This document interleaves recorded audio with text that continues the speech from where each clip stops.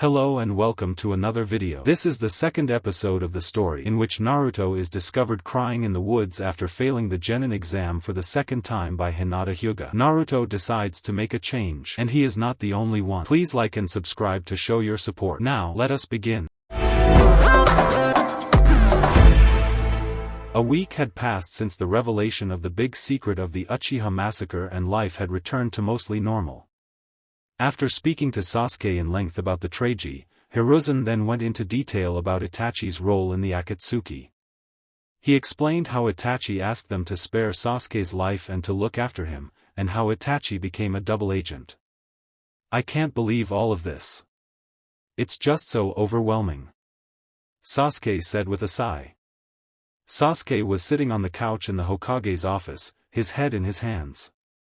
He had just been told, in great detail, about why his brother was chosen to be martyr. Hiruzen nodded. "Indeed, I know it's a lot to take in. Now Sasuke, I do have a question for you."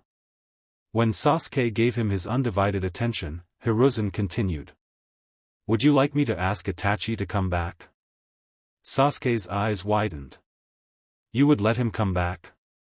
What about the village? They'll hate him, I know, Sasuke. And it's partially my fault that he'll be hated. But he's not a traitor, and you know that. It's a chance for you and your brother to have a relationship again," Hiruzen said softly. He knew Sasuke wanted his family back, and now he had a chance. Sasuke sat silently for a moment before giving his reply. "I do want Itachi to come back, but?" Hiruzen asked. "But I need to think about it. I do want him to come back, and I do want to have my brother in my life, especially now that I know the truth. But it's hard for me to just forgive and forget about what happened." Hiruzen placed a hand on Sasuke's shoulder and gave him a soft smile. "I know it's hard, Sasuke. No one expects you to forget what happened that night. However, forgiveness is key to mending a broken relationship. That night has plagued your brother every day. Knowing you forgive him, it would mean the world to him." Hiruzen nodded. Sasuke stared at the old man for a moment and nodded. "All right," he sighed. "Go ahead and tell Itachi he can come home. But I'll still need time. It still hurts." Hiruzen gently squeezed Sasuke's shoulder. "I know, Sasuke. That pain will never go away, it will only dull. But you can overcome this. It will make you a stronger shinobi in the end." He nodded. Since the day Hiruzen spoke with Naruto and Sasuke, many things had happened. Hiruzen had summoned Mizuki to his office, then sent him to Ibiki for interrogation. Hiruzen's fears were realized when Ibiki came back to him saying that Mizuki had finally broken and admitted he was working for Orochimaru. Hiruzen worried about how much information was given to Orochimaru. Sasuke had changed since the day of the accidental revelation. Sasuke wanted to revive the Uchiha clan, but his ambition to kill his brother had completely melted away. He decided to forgive Itachi for his sins, but also wanted to hear what happened from Itachi firsthand. He also wanted to revive Konoha's military police. It was his dream as a child to be in it, and now he was determined to restore and lead it. The Hokage held a meeting with the shinobi and the village council to see what should be done about the elders. He was taken by surprise when there was a unanimous vote to expel them from the council altogether. Hiruzen told his former teammates what he and his shinobi advisors decided, and the two retired shinobi resigned themselves to obey their leader's orders. The Hokage had decided Naruto's mistake couldn't go unpunished. Even if it was a pure, stupid mistake, he had to be punished. It wasn't a terrible punishment. The Hokage ordered Naruto to clean the academy classrooms after class every day until graduation. Naruto tried to protest, but the Sandaime explained if Naruto skipped out, he would have a make-up cleaning day. If he missed another day would have to be made up. Naruto didn't like to clean, but he didn't want to clean more days than necessary either. Some days Hinata would stay behind and help him, just so she could talk and hang out with him. It was the day before the graduation exam, and Naruto was cleaning the last classroom of the day. He was sweeping the floor while Hinata cleaned off the chalkboard. "I'm so excited, Hinata-chan. Tomorrow is our graduation day," he exclaimed. "I've been training so hard." As he talked, he swept the dust pile into the dustpan. "You have Naruto-kun. I really hope you'll be able to graduate. You deserve to after all your hard work," she smiled. "So do you, Hinata-chan. You've been working really hard, too," he said, giving her a big, toothy grin. "Hey, after we're done, do you want to see my new ninjutsu? I've been working on it for so long, and I think I finally have it down." "Of course," Hinata replied. The two finished cleaning the classroom, and the duo departed to their training grounds. Naruto was now preparing for his attack. "Okay, so, you might want to find somewhere safe like the top of a tree or something," Naruto warned. "This move can be very explosive." He smirked. Hinata nodded and jumped up to a very high tree branch, looking down on the training grounds. "Okay." Naruto took his stance, and closed his eyes. He felt a slight breeze, and could tell the wind was coming from the north, moving away from the village. He placed something in between his fingers before performing the appropriate hand seals. "Katan, Heizakisho." Naruto took a deep breath and blew out a gunpowder cloud that surrounded the three training posts. He then threw what he had in between his fingers at the cloud and jumped away in time just as the cloud exploded. Despite Naruto jumping out of the way of the initial explosion, he was still tossed back from the large shock wave of the explosion. Hinata was barely able to keep herself from being blown off the tree where she was perched. When the smoke finally cleared, the three training logs were burnt to a crisp and the ground around the training logs were intensely scorched. Hinata stared at the large scorched crater in awe. "Oh my god! That's a strong attack." Hinata looked around and the ground and saw Naruto picking himself up off the ground. She leapt down off the tree and rushed over to Naruto. "Naruto-kun. Are you all right?" Naruto stood up and looked at Hinata with a smile. "Yup. I'm fine." He then turned to see what the finished product was from his jutsu. "All right. Heck yes. Look what I did." Hinata smiled at the blonde's happiness. "It looked very powerful, Naruto-kun." "It is. No one can beat me now," Naruto yelled. "How about we get some cinnamon buns?" Naruto offered with a smile. Hinata blushed and nodded, walking with Naruto to get her favorite treat. Naruto was sitting in his seat in the academy, his body shaking with anticipation. It was graduation day. Naruto was sitting next to Hinata, who was calmer than Naruto but still nervous. Irika was staring at his students with a smirk. "Well, students, today is the day. Today we test you and see if you're worthy to be called genin." Loud cheers erupted through the classroom. Irika chuckled as he motioned his hands for the children to quiet down. "All right, settle down. Now, for everyone's safety, we're going to take the test outside." As he spoke, he motioned for the children to follow him to the practice grounds. Upon arriving outside, Irika addressed the prospective genin again. "All right, students, this is what's going to happen. You're going to do three things: perform a henge, create a clone, and then finally perform your strongest ninjutsu," Irika explained. "If you need a live target for your ninjutsu, please say so we may have an experienced chunin available for you," he added as he pointed towards a small group of chunin approaching the students. Irika knew that live targets would be needed to show the power and effects of some ninjutsu.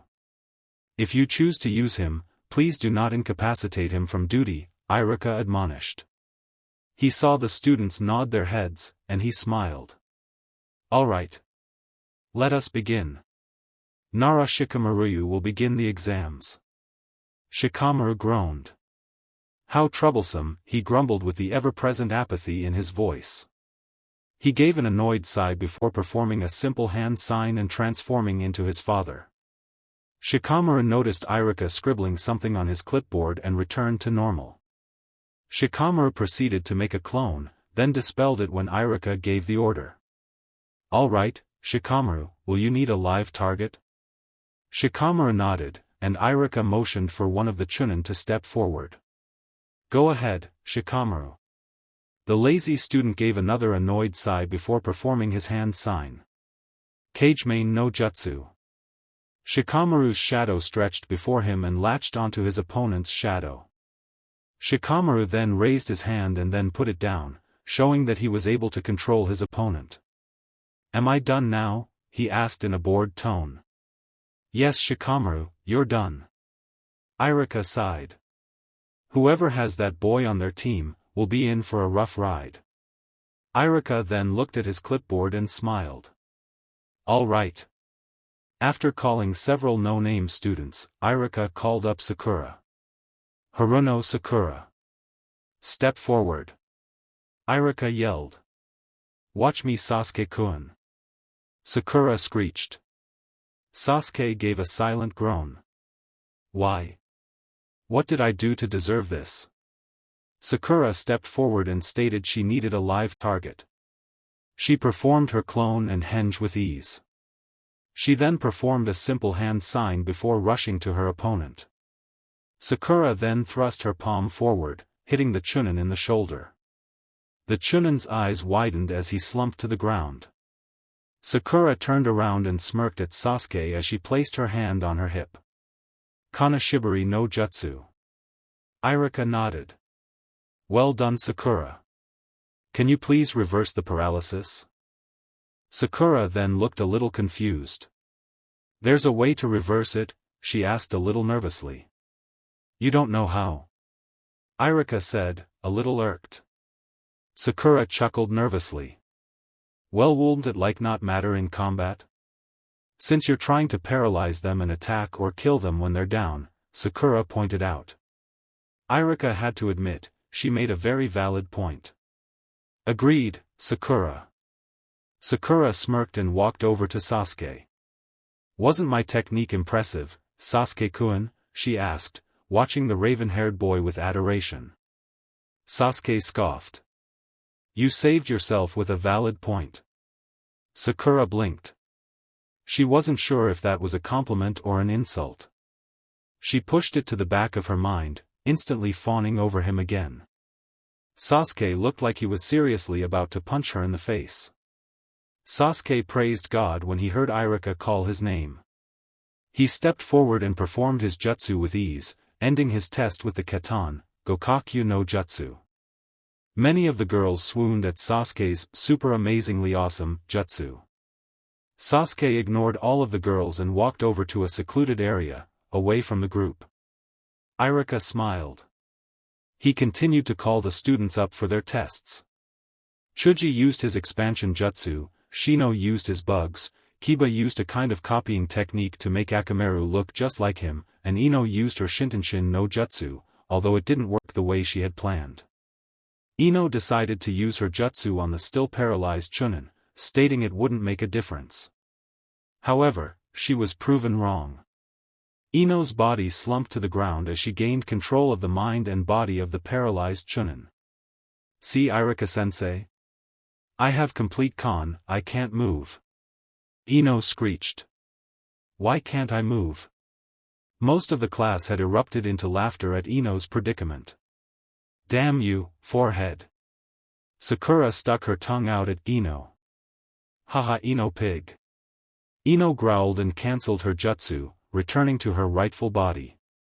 Ino stood up and stomped her feet. That so wasn't fair. Irika sighed. Ino, calm down. You were able to perform your jutsu and I was able to gather what you were able to do, despite not being able to move. Ino was about to retort until Irika shot her a look, and she quickly closed her mouth. All right. Naruto. It's your turn. Irika stated with a smile. Naruto was beaming. Finally. He rushed forward and took his position. He performed a simple hand sign and transformed into the particularly crazy, purple-haired lady that kept glomping Irika over the break. Irika's eyes widened. It wasn't Naruto's Oiroke no Jutsu, but it might as well have been. Iruka was staring at the transformed Naruto with wide eyes. It was a perfect replica of Mitarashi Anko. Iruka's eyes slowly traveled down the woman's body before he shook his head and taking a deep breath. Naruto, please cancel the jutsu. What's the matter, Iruka-sensei? Don't you like what you see? Anko said with a sexy, pouting look. Iruka turned away, covering his mouth and nose. Anko laughed, along with Hinata, who knew about the story thanks to Naruto. Everyone else in the class looked very confused. Iruka took a few deep breaths before turning back to Anko. Naruto, cancel it no. There was a puff of smoke, and Naruto stood before the class. Oh man, Iruka-sensei. Your face. Naruto was nearly on his knees from laughing so hard. Iruka couldn't do anything but glare at his blonde student. Finally, Naruto regained his composure and created another hand sign. Kagebushin no Jutsu. In an instant, 5 Narutos filled the room. Naruto, or, rather, the Narutos, stared at Iruka with a confident smirk. Is this good, Iruka-sensei? The Narutos said simultaneously. The classroom, excluding Hinata, stared at the blondes in complete shock. There were 5 Narutos. And check this out. They're all real. One of the clones went over to Shikamaru, who was asleep, and sat on his stomach. Oof. Shikamaru cracked his eyes open and saw the Naruto clone sitting on him. Wa get off me, Uzumaki, Shikamaru said before closing his eyes. The Naruto clone smirked and vanished in a puff of smoke. Shikamaru began coughing, and waving his hand to blow the smoke away. Many stared in awe as the other clones dispelled. Iruka cleared his throat and spoke. Okay, Naruto. Which jutsu are you going to perform? Naruto chuckled. He thought about doing Katan, Heizukisho, but he realized that might be a bit too destructive for the genin test. Hat was my best jutsu, he said with a nervous chuckle. Iruka nodded. The shadow clone jutsu was a very impressive jutsu. Hinata, it's finally your turn. Hinata smiled. But Iruka-sensei, I need a live target for my jutsu, she said, looking at the paralyzed Chunin on the ground. And ours is indisposed at the moment, she added with a nervous chuckle. I'll do it, Hinata-chan. Naruto smiled. And no. Naruto-kun, I could seriously hurt you, she pleaded. It's okay, Hinata-chan. Besides, you told me about this jutsu, and I wanna experience it for myself. And that's final, he said, giving her a thumbs up. Hinata wanted to protest more, but she caved when she saw Naruto smile at her. Oh, all right, Naruto-kun. Hinata performed a clone and henge with ease. She then turned to Naruto, who walked up to her with a genuine smile. This will probably hurt, she warned. It's okay, Hinata-chan. Naruto gave her another thumbs up. Hinata took a deep breath and activated her Byakugan, which caused several gasps from the students. Hakusenjuni Sho. Hinata started with a double palm strike, then began a multitude of strikes. 2 palms. 4 palms. 8 palms. 16 palms. 32 palms. Hinata then jumped away from Naruto. Naruto had been pushed back by the strikes, and, when Hinata had jumped back, he fell to the ground with a groan. Hinata gasped and ran over to him. Naruto-kun. Are you okay? I'm so sorry. Hinata cried. Naruto chuckled lightly. Heh. I'm okay, I promise, he groaned again. Hinata rolled him over and reopened his chakra points, hoping it would stop Naruto's pain. Naruto groaned again, then smiled up at Hinata.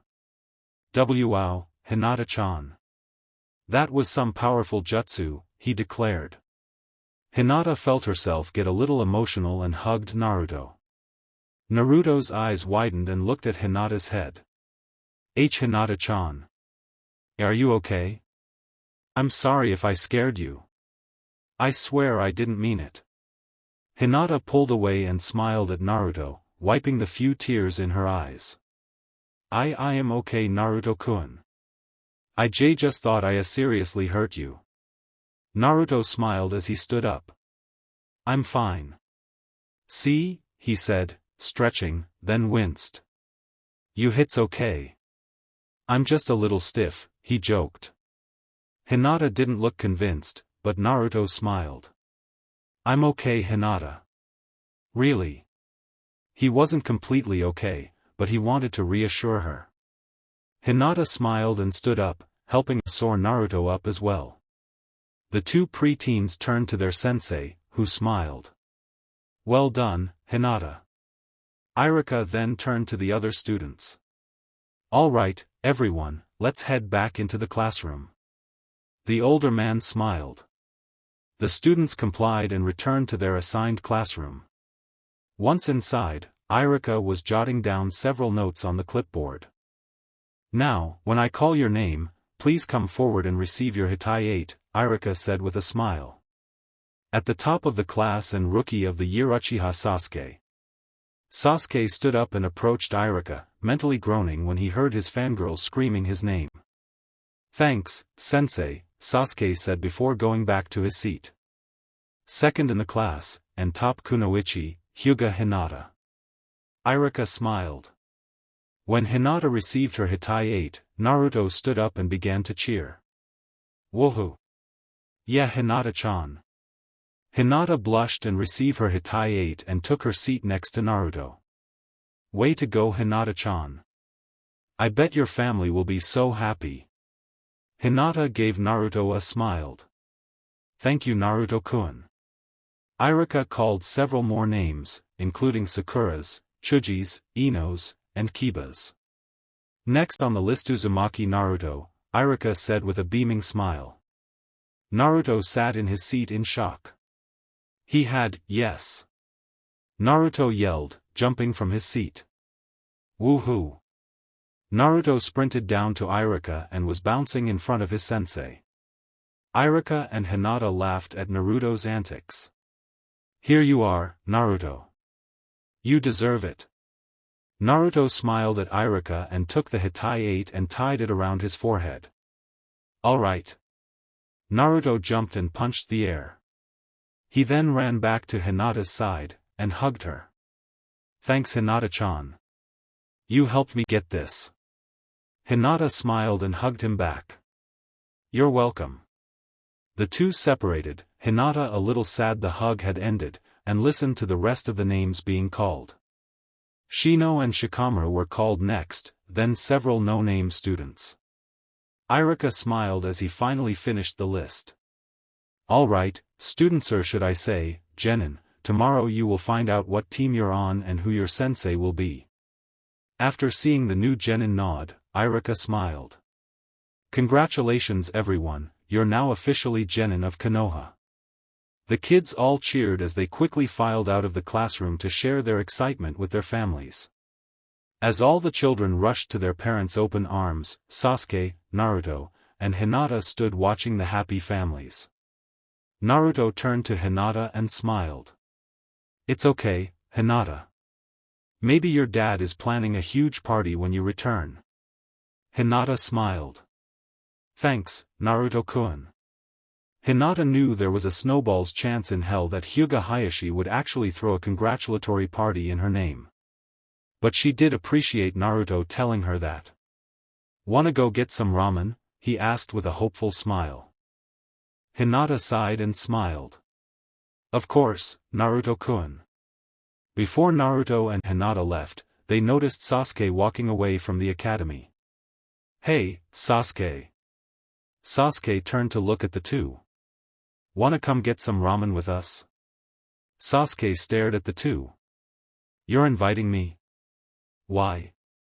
Naruto smiled brightly. You look like you could use a friend. Sasuke was shocked. He turned to Hinata, who smiled and nodded to him. They re-extending their hands? Sasuke approached the duo and followed the now extremely excited blonde to the ramen stand. Is he always like this? Sasuke asked Hinata. Hinata giggled and nodded. Naruto-kun very much enjoys ramen. It is his favorite food. I also think today is a special occasion. He passed the genin test. Sasuke nodded and continued walking with the two friends. They finally reached Ichiraku's, and Naruto was bouncing in his seat. When Hinata and Sasuke sat down next to him, Naruto called out for Itachi. Hey, old man. We're back. We brought someone else this time, too. Itachi came out of the kitchen and smiled. Hello, Naruto, Hinata. Itachi saw Sasuke, instantly recognizing the Uchiha. It's a pleasure to have you here, Sasuke. Sasuke nodded his head in thanks. Itachi smiled at the kids. So hat can I get for you, hey? Naruto. You're wearing the Hitai-8. You passed. You bet I passed, he said as he adjusted the Hitai-8 on his forehead. We all did. Naruto shouted as he pointed to Sasuke and Hinata's Hitai-8. Well then, as a gift to all of you, first bowl of ramen is on the house. Itachi smiled. Naruto gasped. No way. I want some beef miso ramen then. Naruto exclaimed happily. Hinata giggled. May I have some chasu ramen? Hinata asked. Itachi nodded, and turned to Sasuke. And for you? Some wakame ramen, please, Sasuke said, looking at the counter. Itachi nodded at the new genin and walked in the kitchen. You want seaweed in your ramen?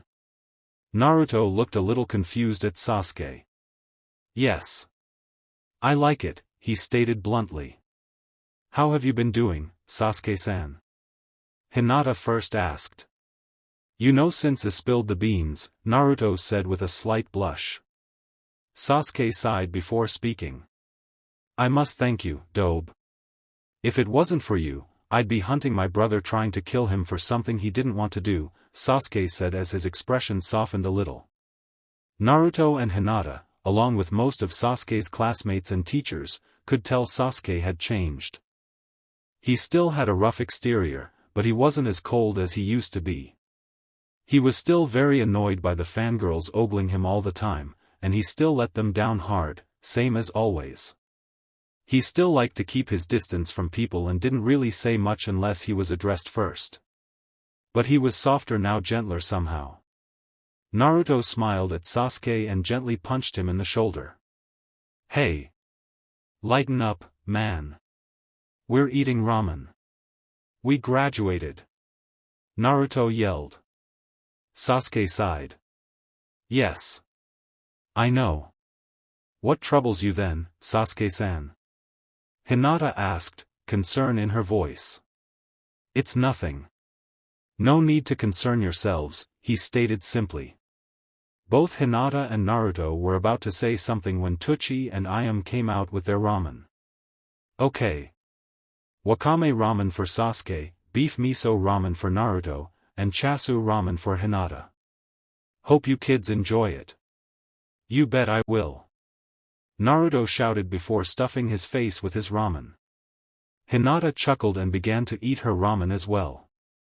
Sasuke looked at his ramen before tasting it. Not bad, not something I'd eat all the time, though, that's for sure, Sasuke thought as he continued eating. As the trio ate their ramen, Hiruzen was watching them through his crystal ball. How intriguing. Hiruzen turned away from the crystal ball and turned to his desk. He picked up a paper titled, New Genin Teams.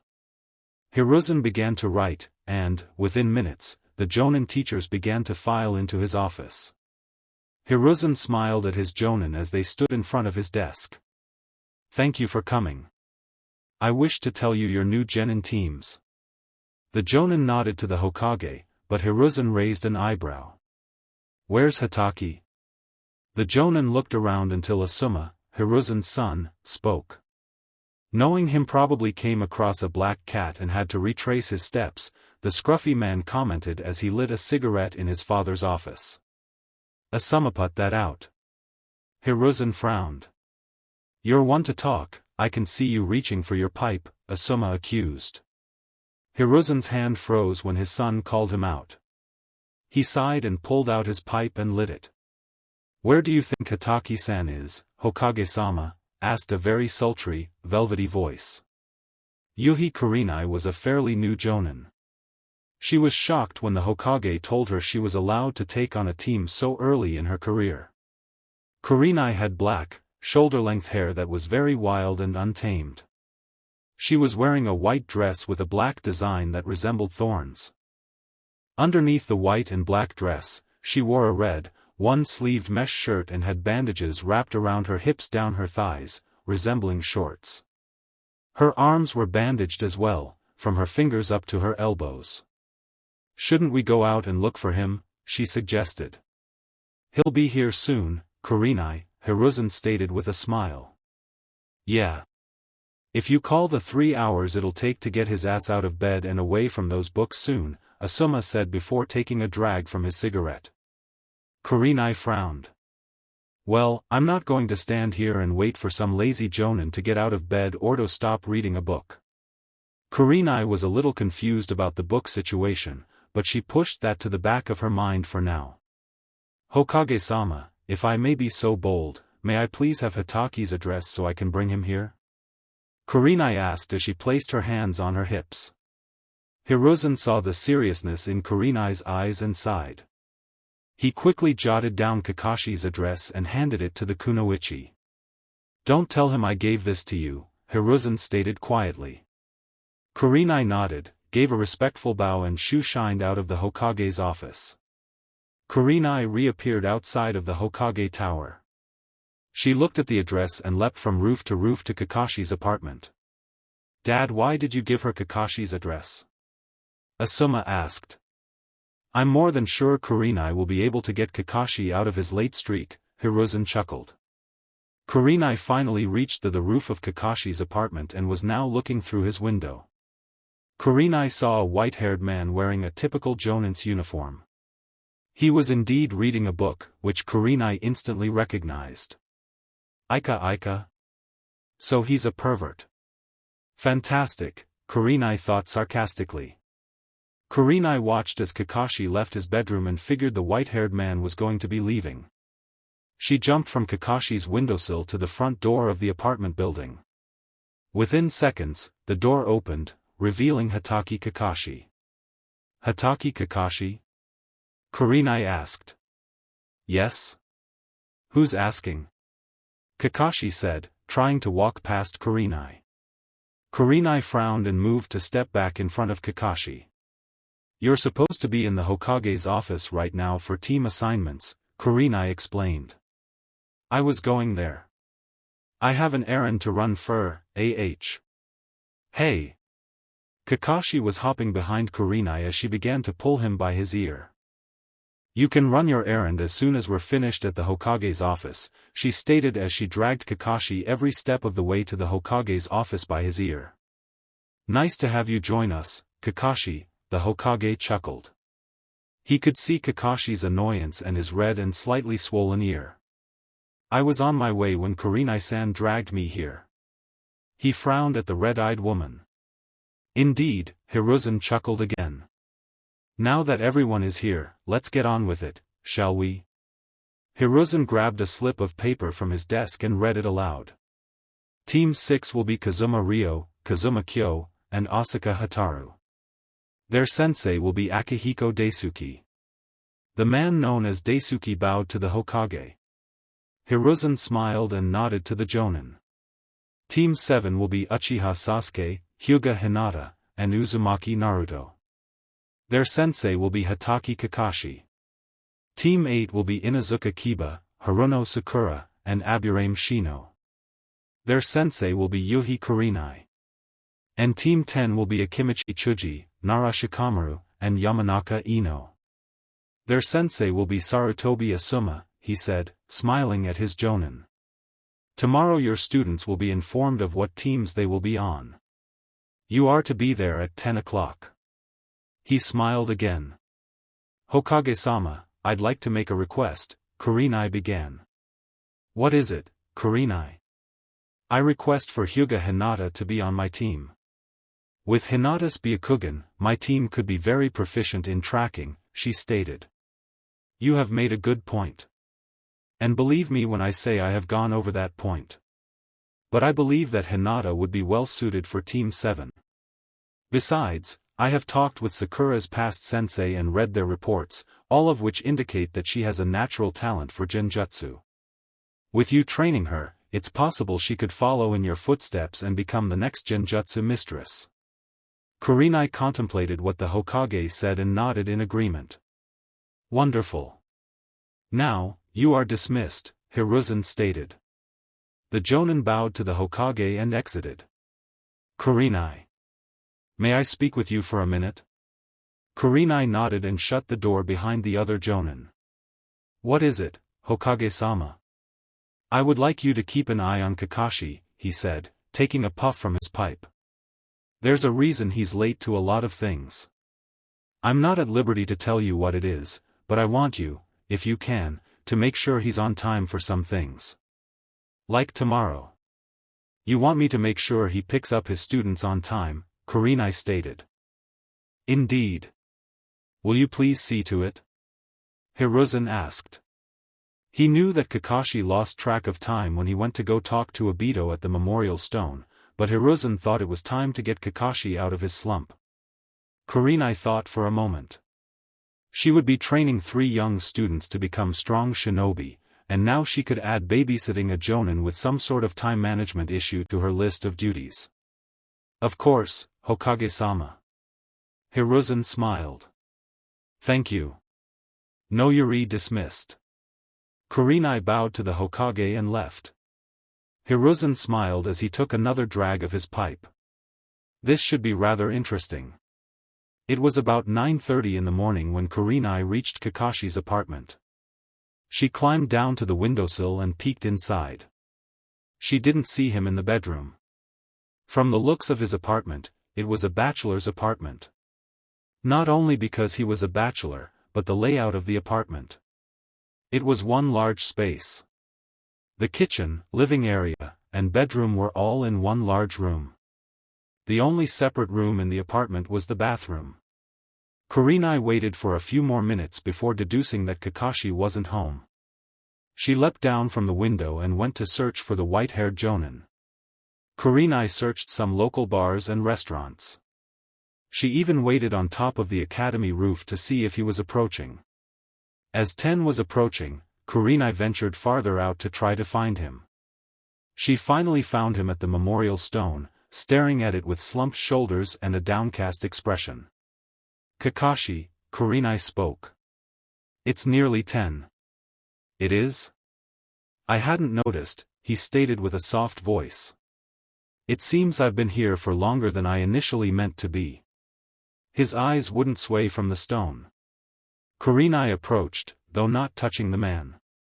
Come on, Kakashi. You can always come back. It's not going anywhere, she said, giving him a small smile. Kakashi gave a sigh and turned to the kunoichi. Indeed. Let's go. He and Kurenai walked side by side in silence to the academy. Kakashi didn't know what to say, nor did he want to talk. Kurenai now knew what Kakashi's problem was. He seems to have some sort of guilt that has to do with a name on the stone. Perhaps Hokage-sama wants me to redirect his attention from his guilt to something more important. Irika stared at the newly appointed genin with a smile. All right, everyone. Now, it's time for you to find out what team you will be on. Irika could see the anticipation in his students' eyes. Let's get started. Team 6, Kazuma Ryo, Kazuma Kyo, and Asuka Hataru. Your sensei will be Akihiko Daisuke, Irika stated. He saw the 3 students smile at each other. Okay. Team 7, Uzumaki Naruto, Hyuga Hinata, and Uchiha Sasuke. When Irika finished reading the names, there were several different reactions. Both Hinata and Naruto cheered, Naruto putting an arm around both Hinata and Sasuke. Sasuke was a little happy he had been placed on a team with them, but he was taken aback when Naruto half-hugged him. Sakura had the worst reaction. She practically screamed in retaliation. What? Why would you put Sasuke with those losers? Sakura yelled. Irika gave the pinkette a glare. Sakura. I don't make the teams. The Hokage does. He puts certain people on a team depending on their level of skill and how well they would work with each other and their sensei, he explained as calmly as he could. He felt you would be well suited with different people. If you have a problem with it, take it up with the Hokage. Irika knew Sakura wouldn't dare go to the Hokage about this. He also knew it would shut her up. Now Team 7, your sensei will be Hitaki Kakashi.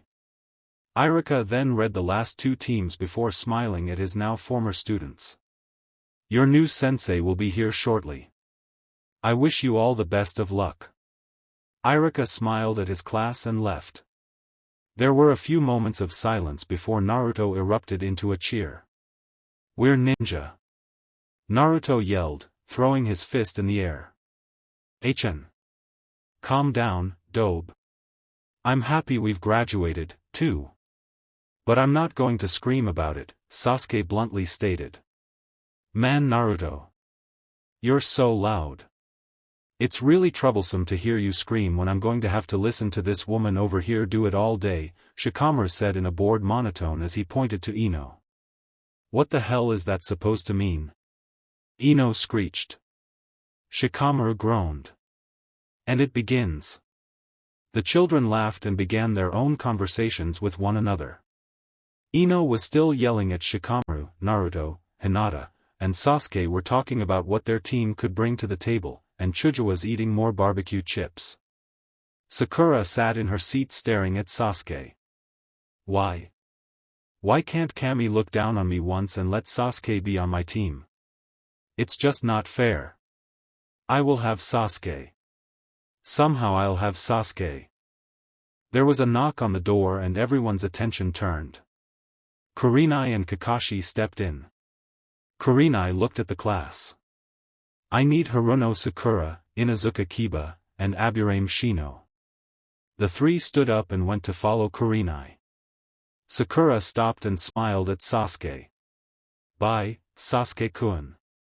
She frowned and stomped her feet when Sasuke ignored her. She was about to say something when Kurenai called her name again. She then didn't say anything and followed her new sensei. Kakashi had a lazy expression as he stared at the class.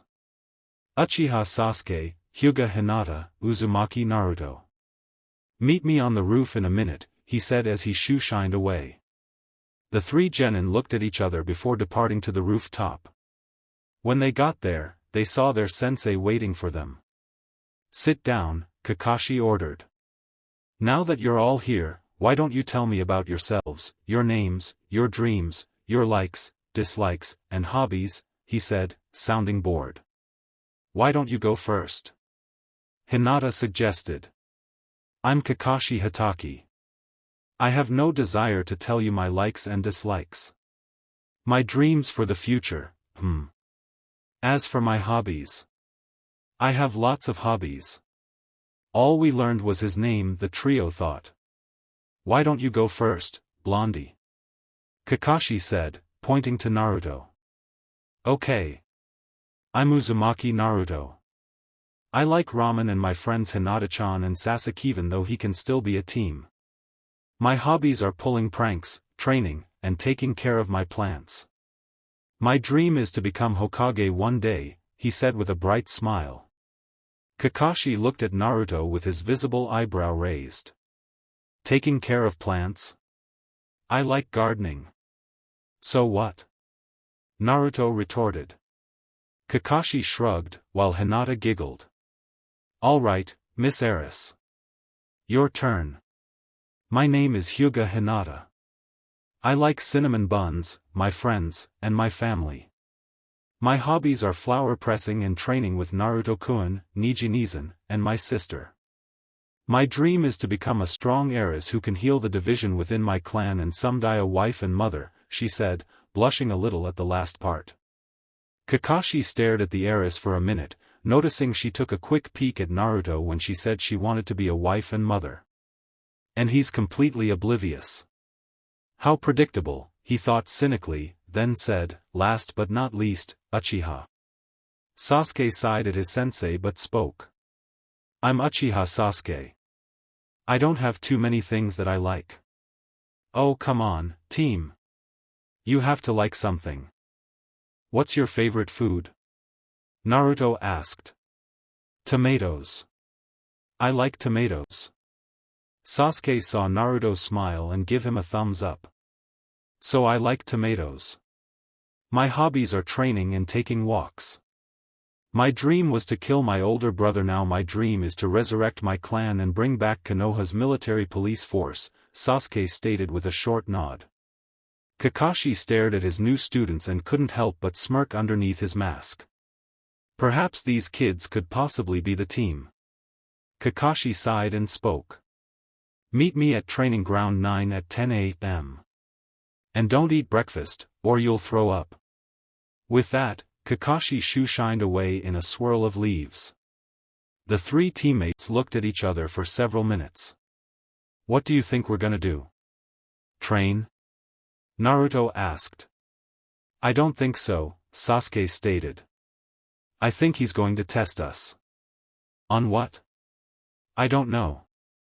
Perhaps on our power or skill, Sasuke said thoughtfully. That might be part of it, Hinata commented, but I think there's more to it. Like what, Hinata-chan? Naruto said, his head tilted to the side a little bit. Well, we're a team now. I suspect he just expects us to work like one, Hinata explained. That's right, Sasuke said, standing up. He's gonna test us on how we can work as a team. So, what can we bring to the table that could help us? The three genin stayed on the rooftop, discussing their strengths and weaknesses and coming up with several plans.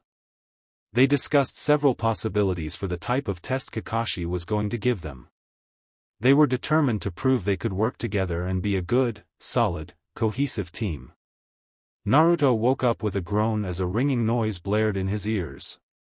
He grabbed his pillow from underneath him and whacked his alarm clock with it. Naruto could still hear the ringing from his clock across his bedroom, and he groaned louder. He finally sat up and wiped the sleep from his eyes. He climbed out of bed, stumbling a little bit, and reached for his clock. 7:28 Ugh. He turned off the alarm and placed it back on his bedside table. Naruto approached his kitchen and looked in his mini refrigerator. He took out his unopened carton of milk and opened it. As he opened it, he was hit with a very sour smell.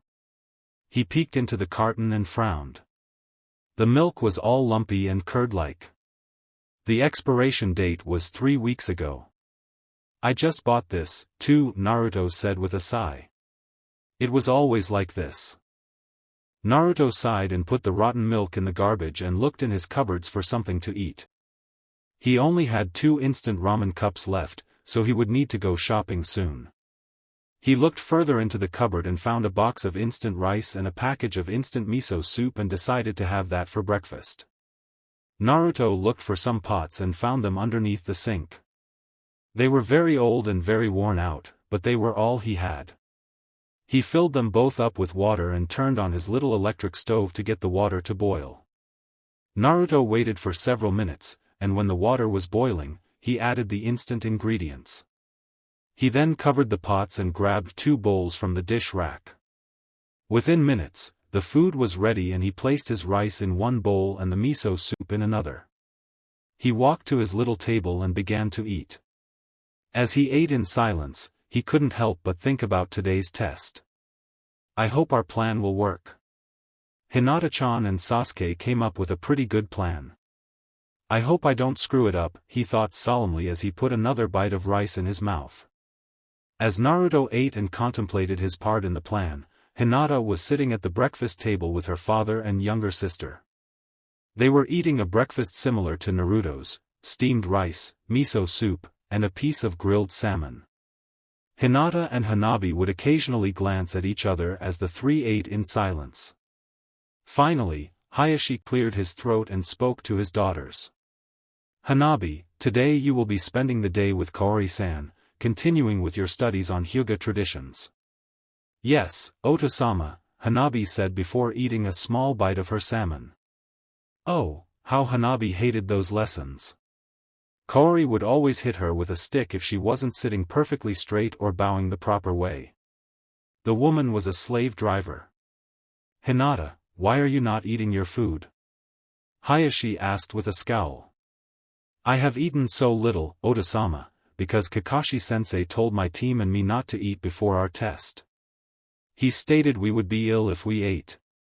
I realized I would need nourishment for energy, but I do not wish to eat any more for fear I might make myself sick, Hinata responded succinctly in her typical polite manner. Hayashi, who was chewing on some rice, swallowed before answering his daughter. I see.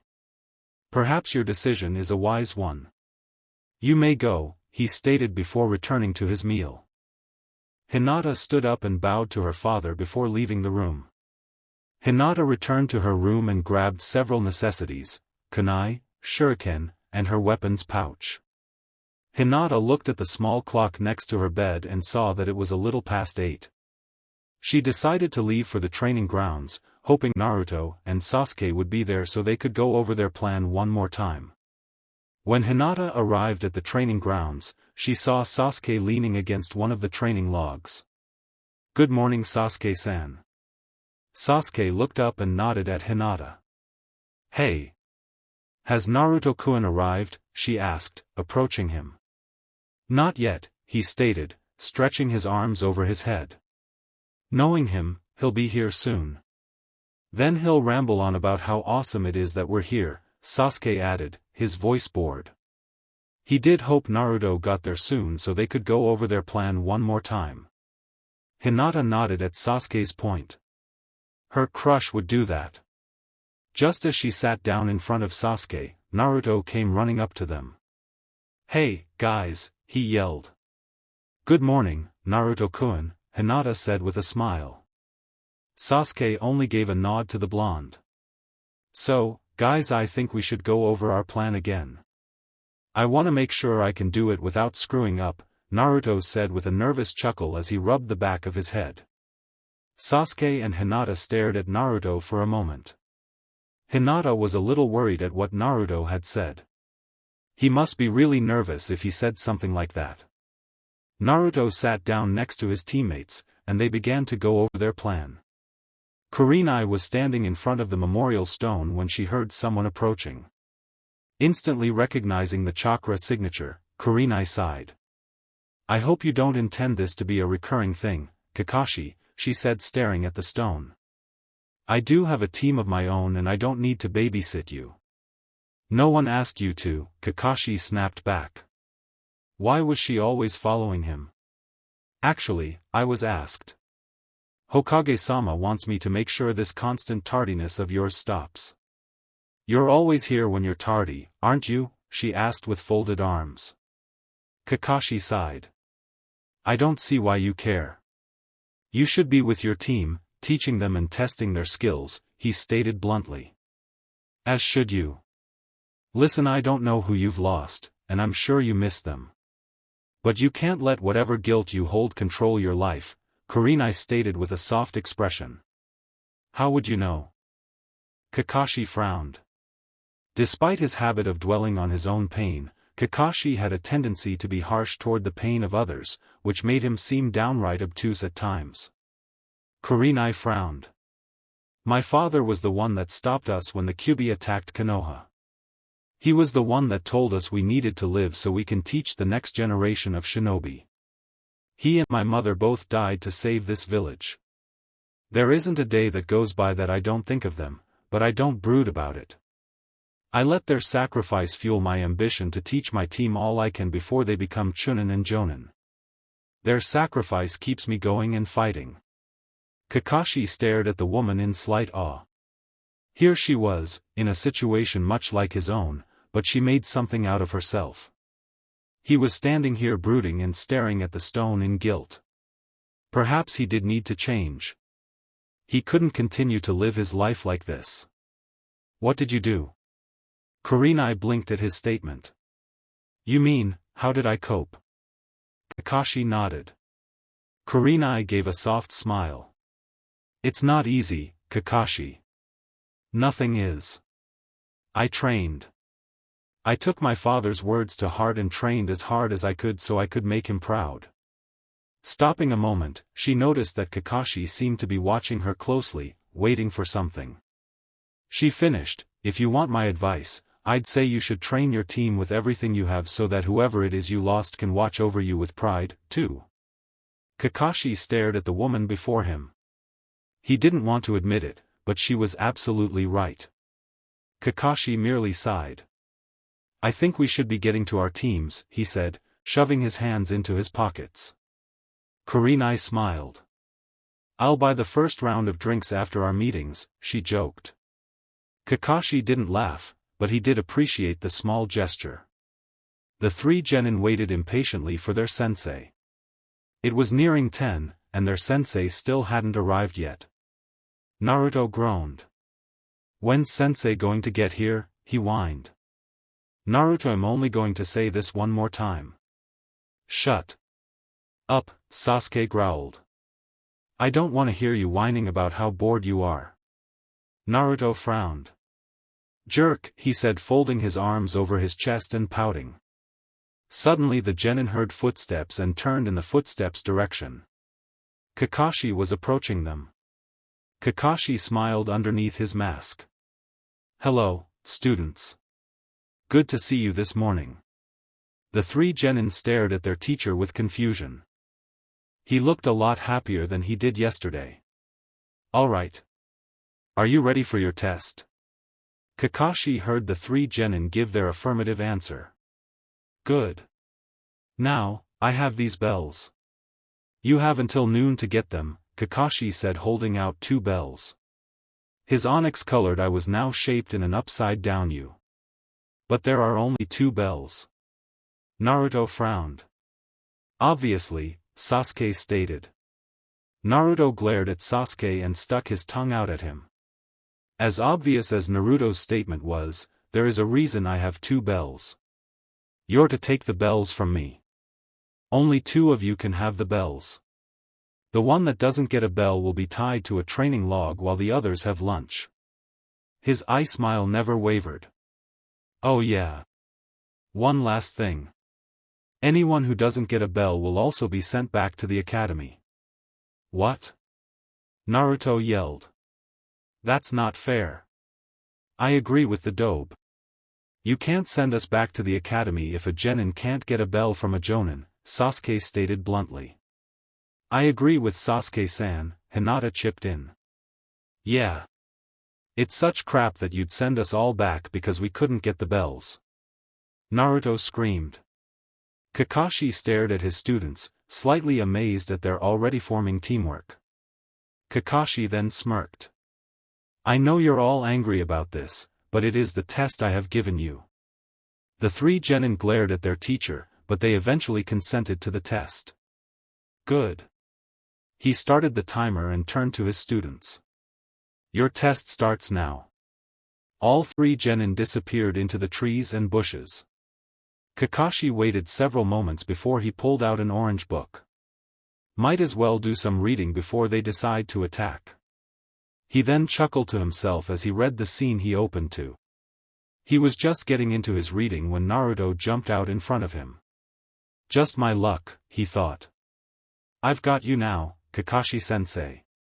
You won't be able to get away from me now. Naruto charged at his teacher, kunai drawn. He went to stab the jonin, but the attack was easily dodged.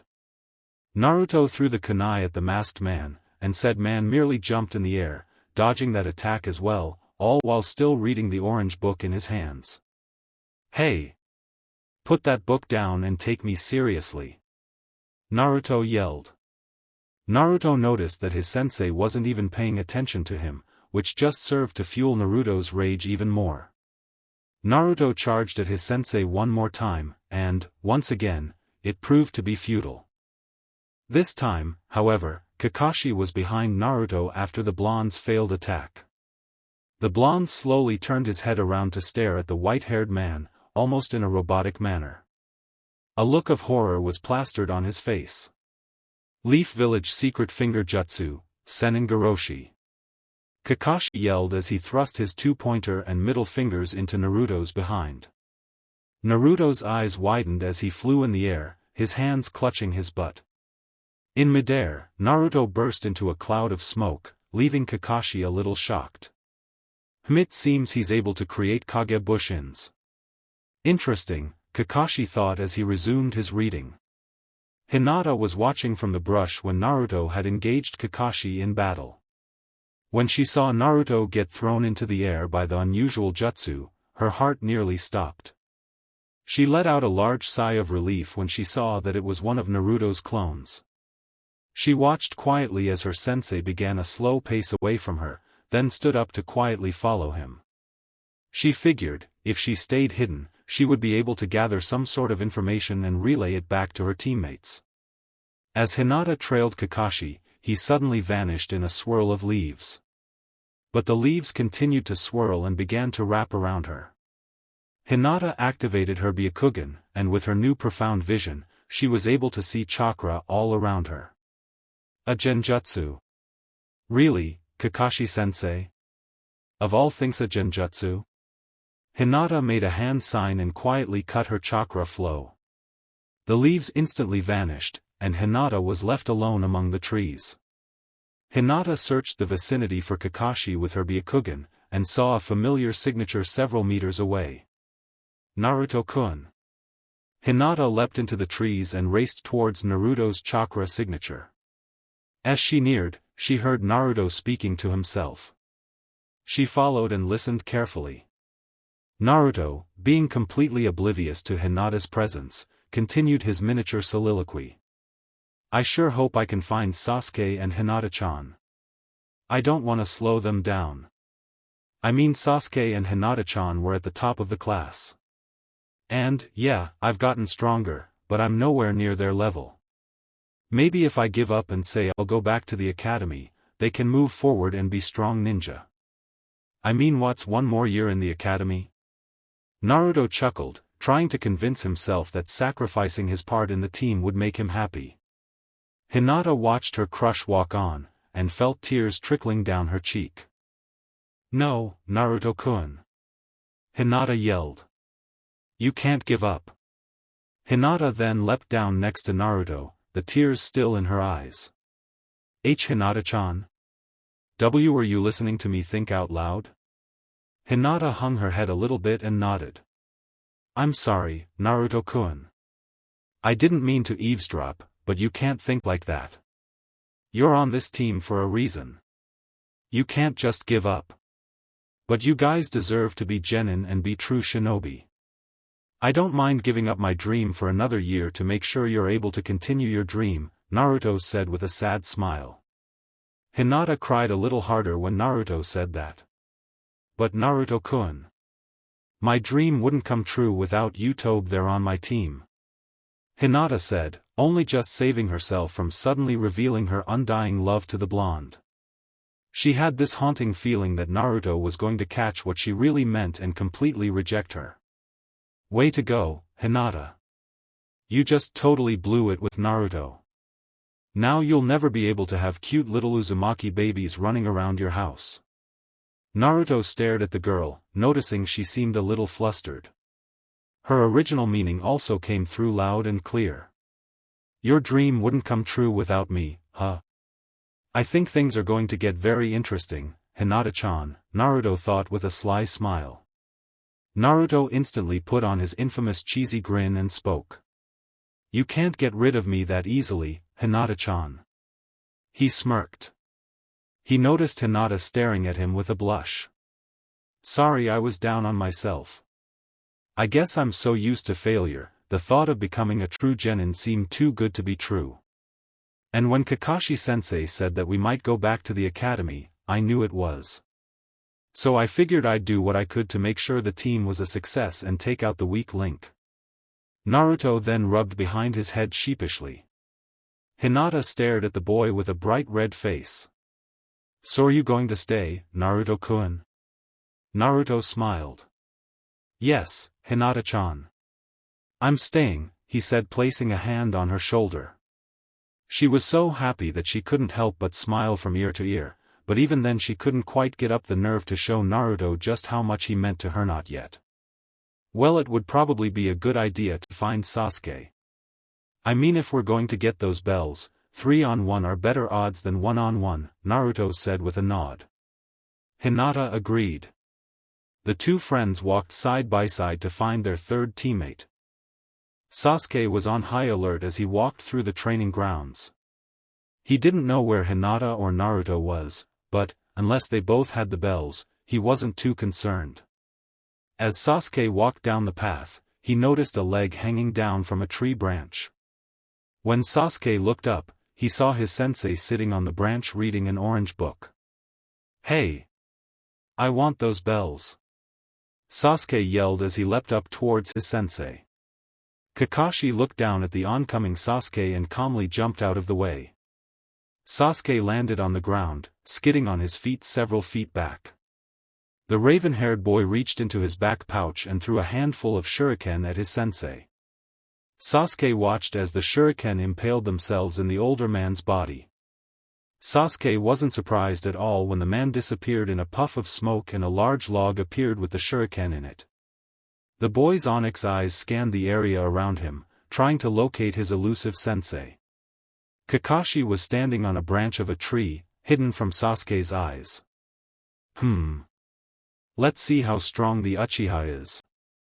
Kakashi put his erotica book away, moved to Sasuke's line of sight, and watched as the boy rushed towards him again. Kakashi blocked Sasuke's punch to his face, grabbing his fist in the process. Kakashi grabbed Sasuke's other fist as the boy tried to punch him again. He was slightly taken by surprise when Sasuke kicked up from the ground, contorting his body to kick at his head. Kakashi easily recovered from the shock and blocked the boy's foot by letting go of one of Sasuke's hands to grab his foot. Kakashi felt the boy swing down to grab a bell, but Kakashi moved quickly and dropped Sasuke before the boy's hand could reach the bell. Sasuke fell onto his head with a thump. He sat up and put a hand on his head. He growled at the white-haired man, who was now standing several feet away from him. He noticed Kakashi giving him an intense gaze. Sasuke raised an eyebrow at the man. Why's he staring at me like that? Sasuke stood up and dusted himself off, staring at the man before him with matching intensity. Sasuke took a deep breath and rushed towards his sensei once again, and began his attack. Sasuke threw several punches and kicks at the man. One of Sasuke's kicks landed on Kakashi's left rib cage. In an instant, Kakashi burst into a puff of smoke. Sasuke figured it was a substitute, but, suddenly, he was engaged in a hand-to-hand combat match with his teacher. As Sasuke fought with his sensei, something was bothering him. Why would Kakashi substitute with nothing? He is a jonin. Perhaps a hidden smoke bomb exploded to throw me off and make me drop my guard.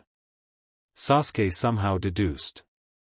Kakashi sighed as he watched Sasuke from a tree branch. He was easier to place in a genjutsu than I originally thought. Perhaps these kids aren't the team I thought they'd be. Kakashi reached into his cream-colored pouch and pulled out his erotica book. Kakashi let out another sigh before leaving the Uchiha to the genjutsu. Naruto and Hinata were walking side by side, observant of their surroundings. As they walked, grunting sounds could be heard in the distance. Naruto and Hinata looked at each other and gave a nod to each other, silently agreeing to go check out the strange noise. They ran towards the noise, and, when they found the source, Hinata and Naruto had to cover their mouths to keep them from laughing. There, before them, was Sasuke, valiantly fighting and defending himself against a log. Hinata and Naruto were snickering behind their hands, trying to not take Sasuke out of the genjutsu. "Oh man," Naruto whispered. "This is so great. This is great blackmailing material," Naruto said while trying to hold back his laughter. "I wish I could get a picture of this." Hinata was one step ahead of Naruto. Hinata had originally brought a camera to commemorate her first day as a ninja, but this was a much better use for it. Hinata aimed her camera at Sasuke and began snapping pictures. She took 5 pictures total, all of them were of Sasuke in different poses. It was obvious in the pictures that the boy was in a genjutsu due to his eyes being hazed over. Hinata then pocketed her camera before speaking to Naruto. Should we cancel the genjutsu? Let me have a few more moments of this bliss. Naruto watched Sasuke continue his attack on the log for several more minutes, listening to the raven-haired boy swear at their sensei, before he finally nodded to Hinata, signaling her to cut the genjutsu. Hinata made the necessary hand sign and cancelled the genjutsu. They watched as Sasuke slowly began to realize that he was fighting not Kakashi, but a log. Sasuke looked at his surroundings and saw Hinata and Naruto looking rather amused. He shoved his hand in his pockets and seemed to pout a little bit, which caused Naruto to burst out laughing. "Oh, man, Sasuke. I can't believe you got caught in that genjutsu. What a loser." "Can it, Dobe?" "I'm not the loser here," Sasuke retorted. "What did you say?" Guys, don't you think we should try and figure out a way to get the bells?" Hinata stated. Naruto and Sasuke looked at each other before scoffing. Sasuke was the first to speak. "Do you have any ideas, Hinata?" "Well, I believe there is a hidden meaning to this test," Hinata started. "Like look underneath the underneath?" Naruto asked. That saying was one of the first things Irika had taught them. In many missions, there tended to be a hidden meaning or a hidden task within the mission.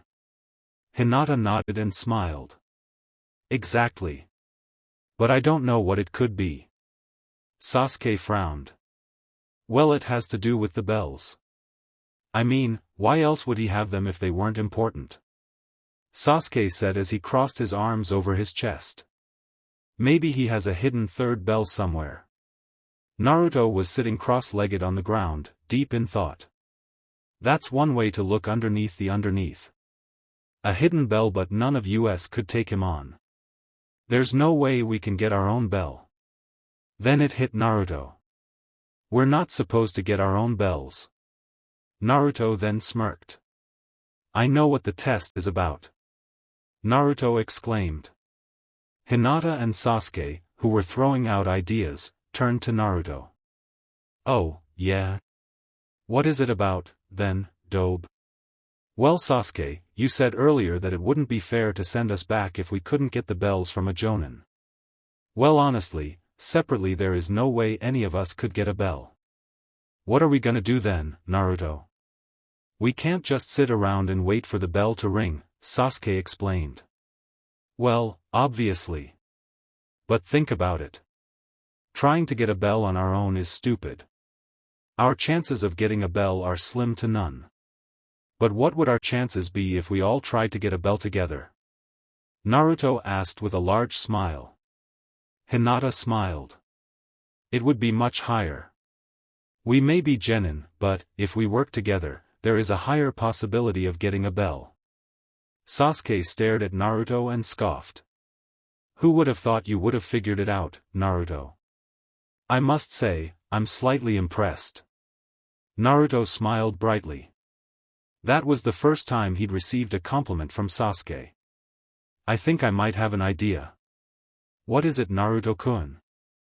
Hinata asked. "Okay. So this is what I was thinking." Naruto smirked. Kakashi was not a happy man. Not only had he lost his book, he lost it to Naruto. Flashback. Kakashi continued his leisurely path to nowhere as his eyes scanned over the very worn, very dirty page. It was fairly obvious he was rather enjoying his book. Although he was aware of 2 chakra signatures behind him that belonged to Naruto and Sasuke, he didn't feel the need to bring his attention to them. Kakashi figured, if they tried to attack, he'd be able to defend himself well enough without taking his eyes off his book. Kakashi was slightly surprised when the genin threw smoke bombs at him, surrounding the area with smoke. Kakashi was waiting patiently for either the smoke to clear or the genin to attack. He was caught completely off guard when he felt his book taken from him. When the smoke finally cleared, there was no sign of the two genin. Kakashi frowned and began to look for his students. And his book. End flashback. Kakashi frowned as he scanned his surroundings. I can't believe I'm the one tracking the kids down. Kakashi pouted a little behind his mask. Kakashi noticed a small orange square several meters away. Kakashi blinked at the obvious trap. Do they honestly think I'm going to fall for it?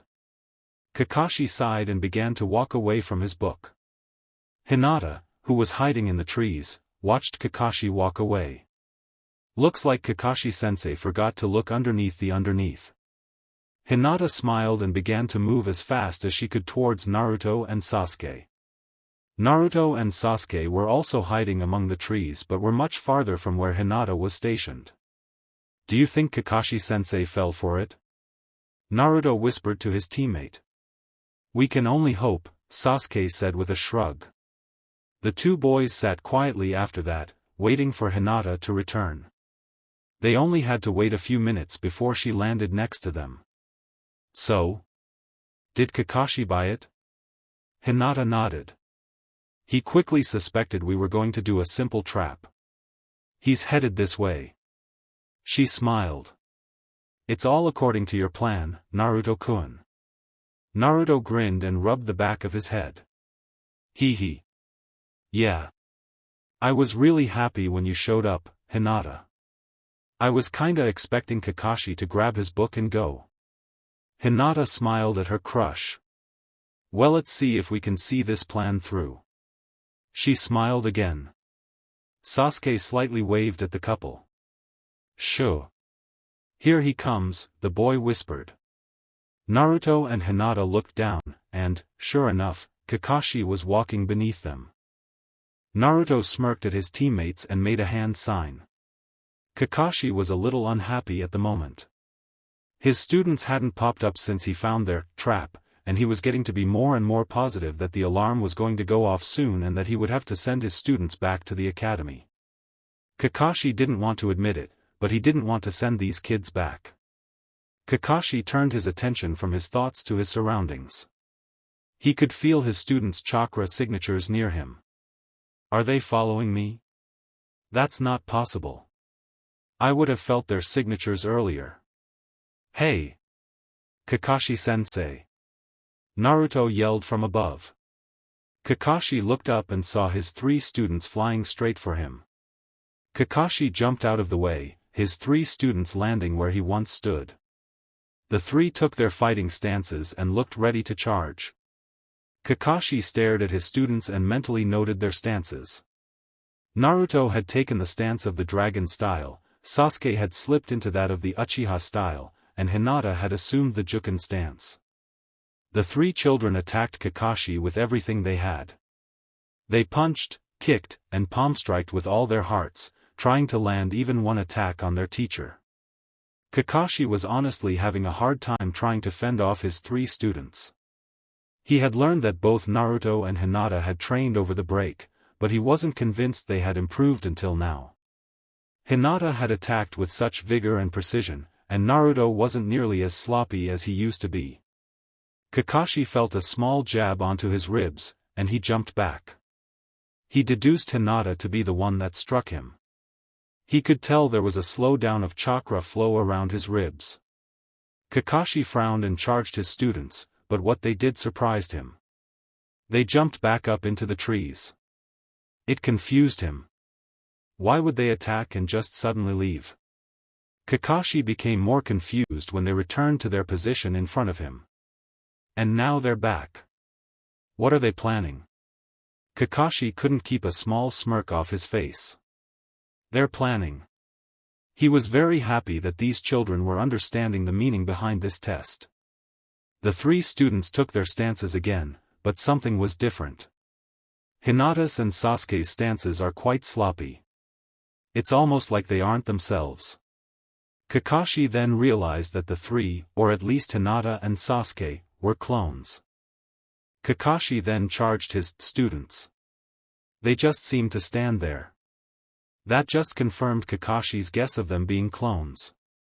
Kakashi drew a kunai from a hidden pocket and swiped at the clones.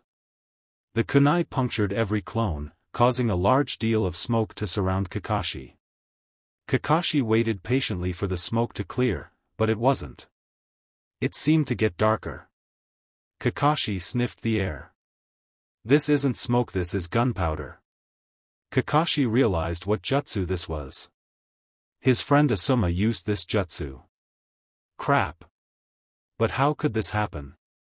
Their trap was my shit, it had finally hit Kakashi. His book was a trap to get him to go the other way. His book wasn't to bait him towards the book. It baited him to go the other way. Way to go, Kakashi. You didn't look underneath the underneath. I have to get out of here. He knew he couldn't run. He wouldn't make it out of the blast. He could only do one thing. And he was not happy about it. Kakashi made a quick hand sign and substituted himself just as a large fireball crashed into the gunpowder, causing a huge explosion. Sasuke, Naruto, and Hinata had managed to make it far enough away before Sasuke launched his katan, Gokakyu no Jutsu. Naruto looked at his teammates with a smile. Think we got him? I don't know, Sasuke said with a shrug. I mean, that blast was big enough to probably leave a nice crater in the ground. True, but Kakashi-sensei is a jonin. I'm sure that he made it out of the blast safely, Hinata stated with a nod. Indeed I did. Naruto, Hinata, and Sasuke all gasped in surprise and turned around robotically to look at their sensei. Kakashi was staring at them, his eye once again in the shape of a U. He was holding the little alarm clock in his hands and showing it to his students. 1 minute until time was up. Looks like you guys failed. But we didn't really fail, did we, Kakashi-sensei? Hinata asked. What do you mean? It was a test of teamwork. Naruto exclaimed. We wouldn't be able to get the bells by ourselves, and there are only 2 bells. Which means that if 2 people got the bells, but the third didn't, you'd have to send us back to the academy anyways. Sasuke nodded. It's true. The Hokage wouldn't pass a 2-man genin team unless it was absolutely necessary. We did what we could to prove that we could function as a team, Naruto said with a smile. Kakashi stared at his students and couldn't help but feel a little proud that his students figured the test out. Well then, congratulations. You 3 passed. Alright. Naruto yelled. He leapt into the air from the tree branch but missed it on the landing and crashed into the ground. Naruto-kun. Hinata gasped and jumped down to check on her crush. Ow, Sasuke sighed. What a dope, he muttered before jumping down to join his team. Nice one, Naruto. Shut up, Sasuke. Naruto grumbled in the dirt. Naruto sat up and spat out the dirt in his mouth and pouted. Hinata giggled and dusted off Naruto's shoulders. She then helped him up with a smile. Thanks, Hinata-chan. Who's up for some ramen? He cheered. Actually, Naruto, your ramen will have to wait. I have a team mission for you, Kakashi said with a nod. It's more of a team bonding sort of thing. Do we have to do it now? Naruto groaned. I want some Ichirakus. Yes, now. Besides, it will benefit you the most. Kakashi nodded again. Now, I want you guys to take Naruto shopping. Naruto's face paled. Shopping? Hinata blinked. You okay, Naruto-kun? Yeah. Fine. Why do I need to go shopping, Kakashi-sensei? Naruto said, feeling a little fidgety. Naruto, your jumpsuit is hideous, Kakashi stated bluntly. Hey! I like my jumpsuit. Naruto retorted. Narutoite screams, here I am. Kill me now. Kakashi explained. We need you to wear more ninja attire. You need to be wearing more neutral colors. But what about like Sakura? She's in bright frickin' pink. Naruto screamed. Girls are different, Naruto. Kunoichi need to dress so that they'll look like common civilians if their Hitai-8 are hidden. Kunoichi tend to go undercover far more often than any male shinobi. So if their clothes tend to be a little more colorful, it's perfectly alright, Kakashi explained. Naruto sighed. Alright, Naruto wasn't happy about doing this. He knew what was going to happen, and he didn't want Hinata and Sasuke to see what happened when he walked through the doors of a shop. Good. Now go, Kakashi said, shooing them away. Naruto sighed and began walking back towards the village, Hinata and Sasuke walking beside him. Once the three were out of sight, Kakashi instantly ran towards the crater that was created by Naruto's burning ash and Sasuke's fireball jutsu. Once he was there, he saw a tiny pile of ash in the center of the crater. He quickly raced down to the pile and fell to his knees. He shakily reached out and grabbed handfuls of the ashes and let them slide through his fingers. A river of tears running down his visible eye. My precious! Kakashi cried. As soon as those words escaped his mouth, Kakashi blinked. Where the hell did that come from? Kakashi blinked again. He then dug a small hole with his hand and buried his disintegrated Ika book. He sighed. Perhaps he would take up Kurenai's offer on the drinks. The three genin walked through the village, searching for some clothing and ninja essential stores. Naruto looked rather nervous, and Hinata had instantly picked up on it. Naruto-kun? Are you okay? Yeah, Hinata-chan, I am fine, he said, putting on a fake smile. Sasuke pointed to a clothing shop that the Uchihas had particularly shopped at when they all existed. Let's go. Naruto swallowed hard but followed his teammate into the shop. The shopkeeper smiled brightly when she saw Sasuke walk in. Uchiha-san. So good to see you again. And Hyuga-san. It's a pleasure to have you in our, why are you here? Be gone, demon, she said, going to grab the broom. Naruto started backing away to leave the store. Hinata and Sasuke saw Naruto leaving and frowned. Hinata rushed after him, and Sasuke stayed to figure things out. What the hell was that about, Chiyoko? Why did you scare him off? We brought him here to shop for clothes. Sasuke yelled. Forgive me, Uchiha-san, but that Monster boy isn't allowed in my shop. He is a menace and a murderer, she proclaimed. Her voice had been shaky at first, but it gained strength as she spoke. How so? Sasuke glared. I am not at liberty to say, Uchiha-san, Chiyoko stated calmly. Sasuke growled at the woman. You will let him return to this establishment and allow him to purchase clothes, or I'll make sure you are ruined, Sasuke said with a glare. Chiyoko shuddered under the intense glare she received and nodded her head. Sasuke walked outside to tell Naruto that he could come inside and shop, but Naruto declined. Guys, you don't have to. It's not worth it, he said quietly. Naruto-kun, wouldn't she let you in her store? Hinata asked. I don't know, Naruto sighed. Oh, come on, Naruto. Yes you do.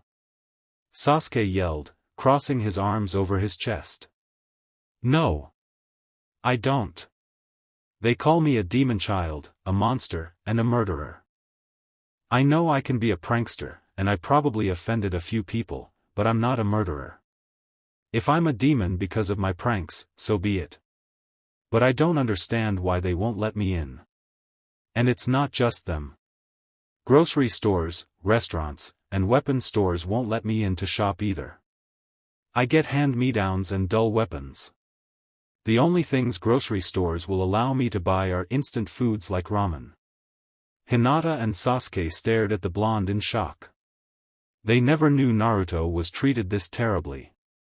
It was obvious the villagers didn't like him, but they didn't know why, and they wanted to find out. Well, then, Naruto-kun, let's find a store that will allow you to shop. We can't let this experience be a bad one, Hinata said, trying to cheer Naruto up. Naruto looked at Hinata sadly. I don't know, guys. Sasuke sighed and began to push Naruto through the village. Hey! Sasuke! What the hell? Naruto yelled as he was pushed along. You're going shopping. Deal with it. He grumbled. Hinata followed with a giggle. The team had entered 3 other clothing stores and they all treated Naruto the same. Naruto was ready to give up.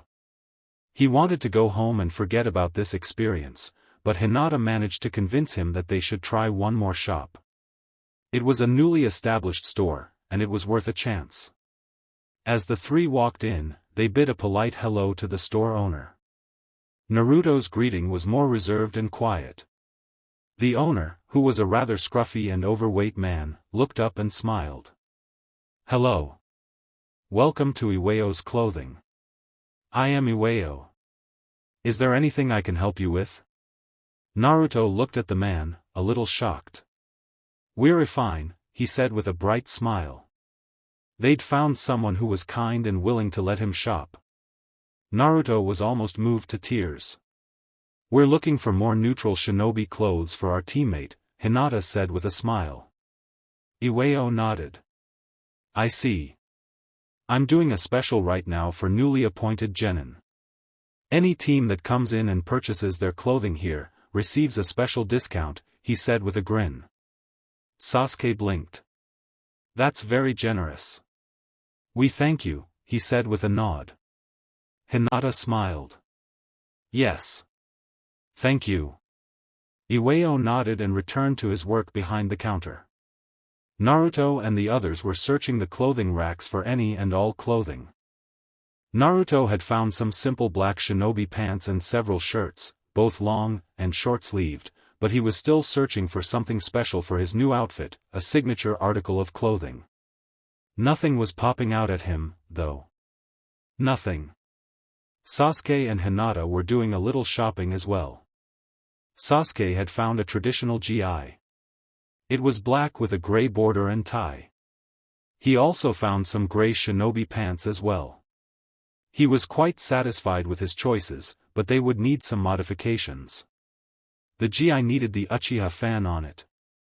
Hinata had found a ninja dress that she very much enjoyed. The dress was cream in color. It had long sleeves that opened up around the wrist and draped down at her sides.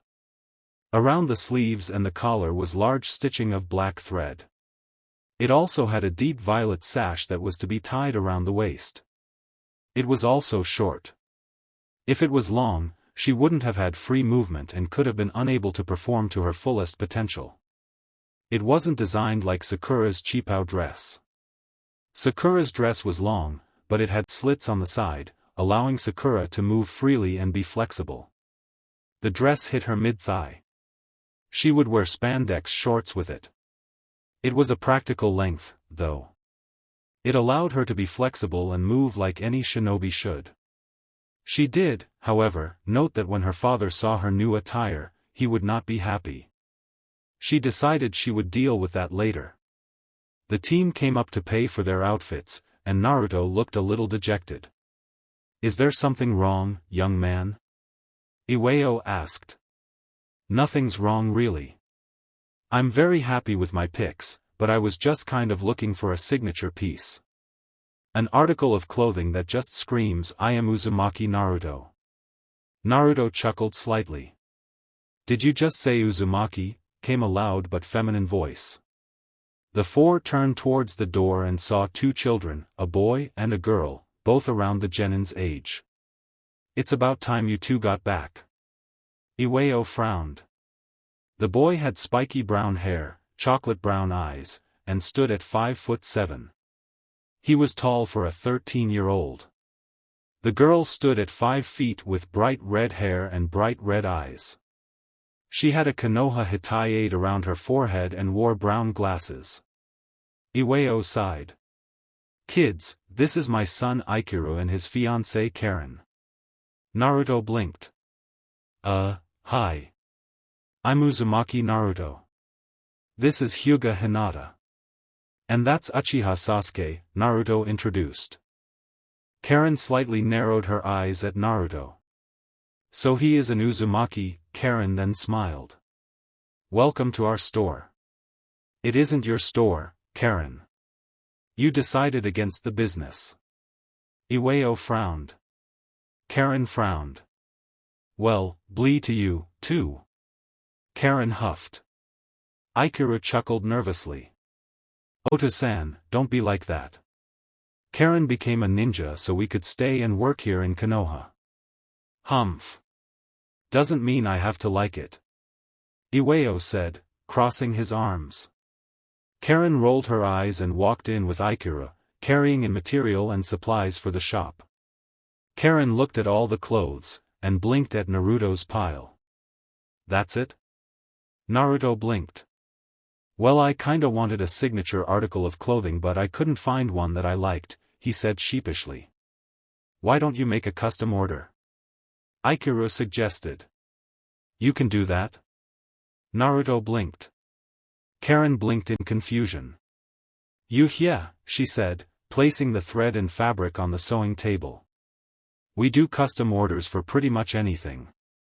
Naruto turned back to the owner and smiled brightly. Really? Oh man. I would love to have something unique and different. Iwao turned to his son and nodded. All right. I'm sure Ikuru will be able to come up with something. He's the more creative between the two of us. Ahem. Karen yelled. Between the two of us, he restated, ignoring Karen's newest attempt to have herself be counted as a crucial part of his family's business. Team 7 chuckled nervously. Iwao rang up the kids separately, giving each of them the new genin team discount. Now Uzumaki-san, Iwao started. You will have to pay for your order once it is complete. It will take several days to make. The price will depend on how complicated the design is. Naruto nodded. Fair enough, he said with a smile. If I could, before you start making it, can I see the design to see how much I like it? He asked innocently. Ikuru smiled. You can see it now. I'm done. Really? That was fast. Naruto beamed. He looked at the design and silently gasped. Oh wow, Naruto stared at the sketch on the paper and smiled happily. That's perfect. That totally suits me. Ikuru blushed slightly and smiled. Thank you. We'll see you in several days, Uzumaki-san. Thank you. He turned to Hinata and Sasuke. Come on guys. Ramen. He chuckled nervously. He pulled out his frog-shaped wallet, Gamachan as he called it, to make sure he had enough money to pay for him and his friends. If we each have 2 bowls, I'll be able to afford groceries for this week. He thought excitedly. Hinata instantly agreed, happy to go out with Naruto. Sasuke sighed and agreed. All right. Let's go. Naruto yelled, rushing out of the tailor's shop. Sasuke and Hinata thanked the shop owner, took their leave, and followed Naruto. The 3 watched Team 7 leave. Karen was the first to speak. That Naruto kid is weird. Iwao and Ikuru silently agreed. Karen then turned to the older man and spoke again. Iwao, I think you should put the Uzumaki symbol on the back of Naruto's outfit. Humph. Why? Iwao said, going to his sewing table. Because he's an Uzumaki. He's one of the last ones from Uzushiogakure. Even if you don't put the true Uzumaki symbol, at least put the Uzumaki swirl, one of Konoha's symbols, on the back. It'll show who he is. Karen argued. Iwao argued back, but he doesn't even know who he is. He probably doesn't even understand why the swirl is part of Konoha's history. So what? Guys?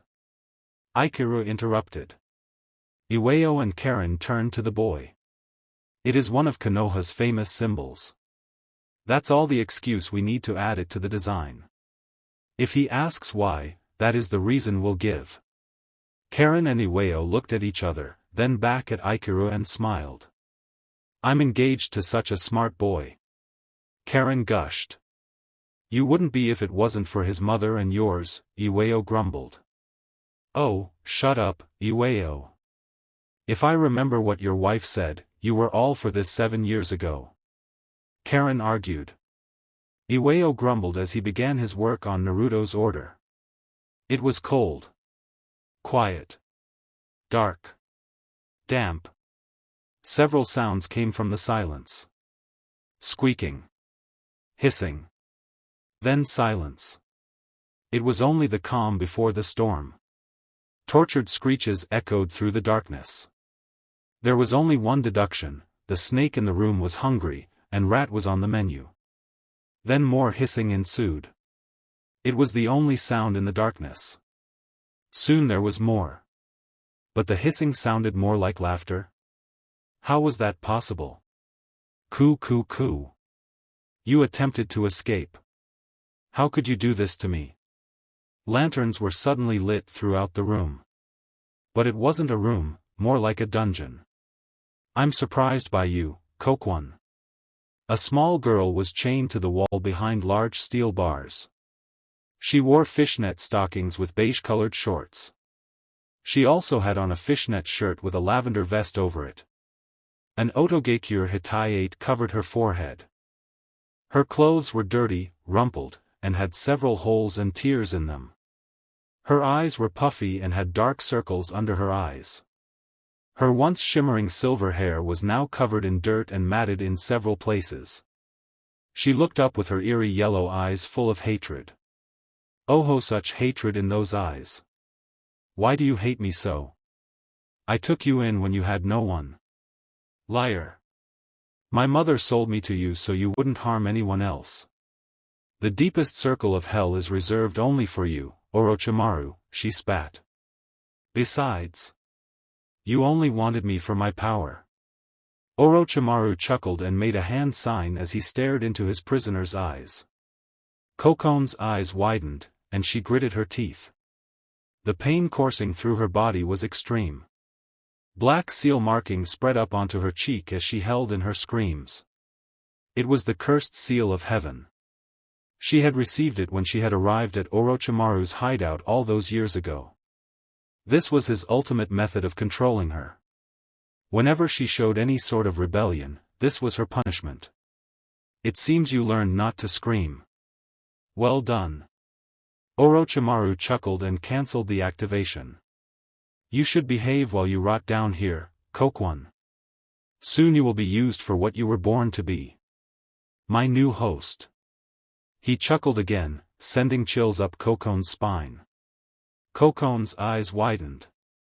No, Orochimaru cackled. Enjoy your time here, Kokwon. It will be short-lived. Kokwon watched the demon leave, and she couldn't help but feel slightly defeated. She had to find a way out. But how would she? She had already tried once, and now she was here. What can I do? It had been a week since Team 7 had passed Kakashi's bell test, and now they were a working team. There were a plethora of D-ranked missions lately, so Team 7, along with the other genin teams, was doing 3 to 4 D missions a day. Team 7 was currently in the Hokage's office awaiting their second mission of the day. Well, Irika started. Madame Shirjimi has lost her NO. I am not finding that stupid woman's cat again. Naruto screamed. We've only been doing these missions for a week, and we've had to find her damn cat 9 times already. We've had to look for that cat twice in one day twice. Naruto. How dare you call the fire daimyo's wife such a name? Irika scolded. Hiruzen sighed at the teacher and student. He felt bad for any team who had to find that woman's cat. Naruto, I understand your frustration. It's quite obvious why the cat runs away, but you can't call the woman stupid. She is a woman of power and deserves respect, Hiruzen explained. Naruto folded his arms and puffed out his cheeks into his signature pout. Fine. But it doesn't mean I have to like it. Hiruzen chuckled and rummaged through the mission requests on his desk. He finally found one that would do well for this team. All right, Naruto. I have a good mission for you. It's a stepping stone towards being bodyguards in the future, Hiruzen said, handing the mission request to Kakashi. Naruto's eyes widened. Really? He said excitedly. Sasuke instantly stood a little straighter when he heard the Hokage's description. Will it really help us? Yes. It will. Hiruzen smirked. You three will learn about the safety of the clients, which is one of the most important lessons in a bodyguard mission. Kakashi read the mission request and silently chuckled. Safety of the clients indeed. Kakashi cleared his throat and spoke. All right, team. Let's go. All right. Naruto cheered. He then rushed out of the Hokage's office. And Naruto-kun. Wait. We don't even know where the client's house is yet. Hinata called as she chased after him. Sasuke sighed. How annoying. He then shoved his hands in his pockets and followed his teammates. Kakashi looked at his Hokage and chuckled. I liked your method of catching their attention, Hokage-sama. Hiruzen chuckled as well. This old dog still has some tricks left in him, Kakashi. Kakashi nodded and bowed to his leader before following his students. I can't believe the Hokage tricked us, Sasuke grumbled. He was sitting cross-legged with his hands over his chest and had an angry scowl on his face. Sitting next to him was a young boy about 4 years old who was copying Sasuke's position and facial expressions. Oh, Sasuke-san, don't be upset. In a way, Hokage-sama was right, Hinata said as she bottle-fed an infant boy in her arms. How, Hinata? Because this, Sasuke motioned to the daycare where they were, doesn't seem like any type of bodyguarding job to me. Doesn't seem type of job, the young boy next to Sasuke exclaimed. Stop it, Haru, Sasuke grumbled. Stop it, Hawu, the boy grumbled back. This caused Naruto and Hinata to laugh. The sound of crying echoed through the daycare and Sasuke grumbled, again? They're babies, Sasuke. They need a lot of attention. Hinata chuckled. Sasuke groaned and walked towards the room where the sleeping infants were, Haru following him. 2 infants, who had been sleeping, were now very fussy. Hey, Dobe. Get in here and help me. Naruto rolled his eyes and walked into the room to help Sasuke. Naruto took an infant girl, while Sasuke took the crying boy. They both felt the diapers and Sasuke groaned when he felt the heavy load that was inside. I hate kids, you do realize, when you revive your clan, there will be babies. Lots of babies, right? Sasuke stared at Naruto in horror. He was right. If he was to revive his clan, he would have to deal with these little monsters for the rest of his life. Sasuke groaned and brought the baby boy to the changing table. Sasuke undid the diaper and grabbed some wipes to clean the boy's bum. He was hit with the horrid smell from the diaper and scrunched his face at it. He saw Haru making the face as well. Sasuke took a deep breath and turned back to the baby.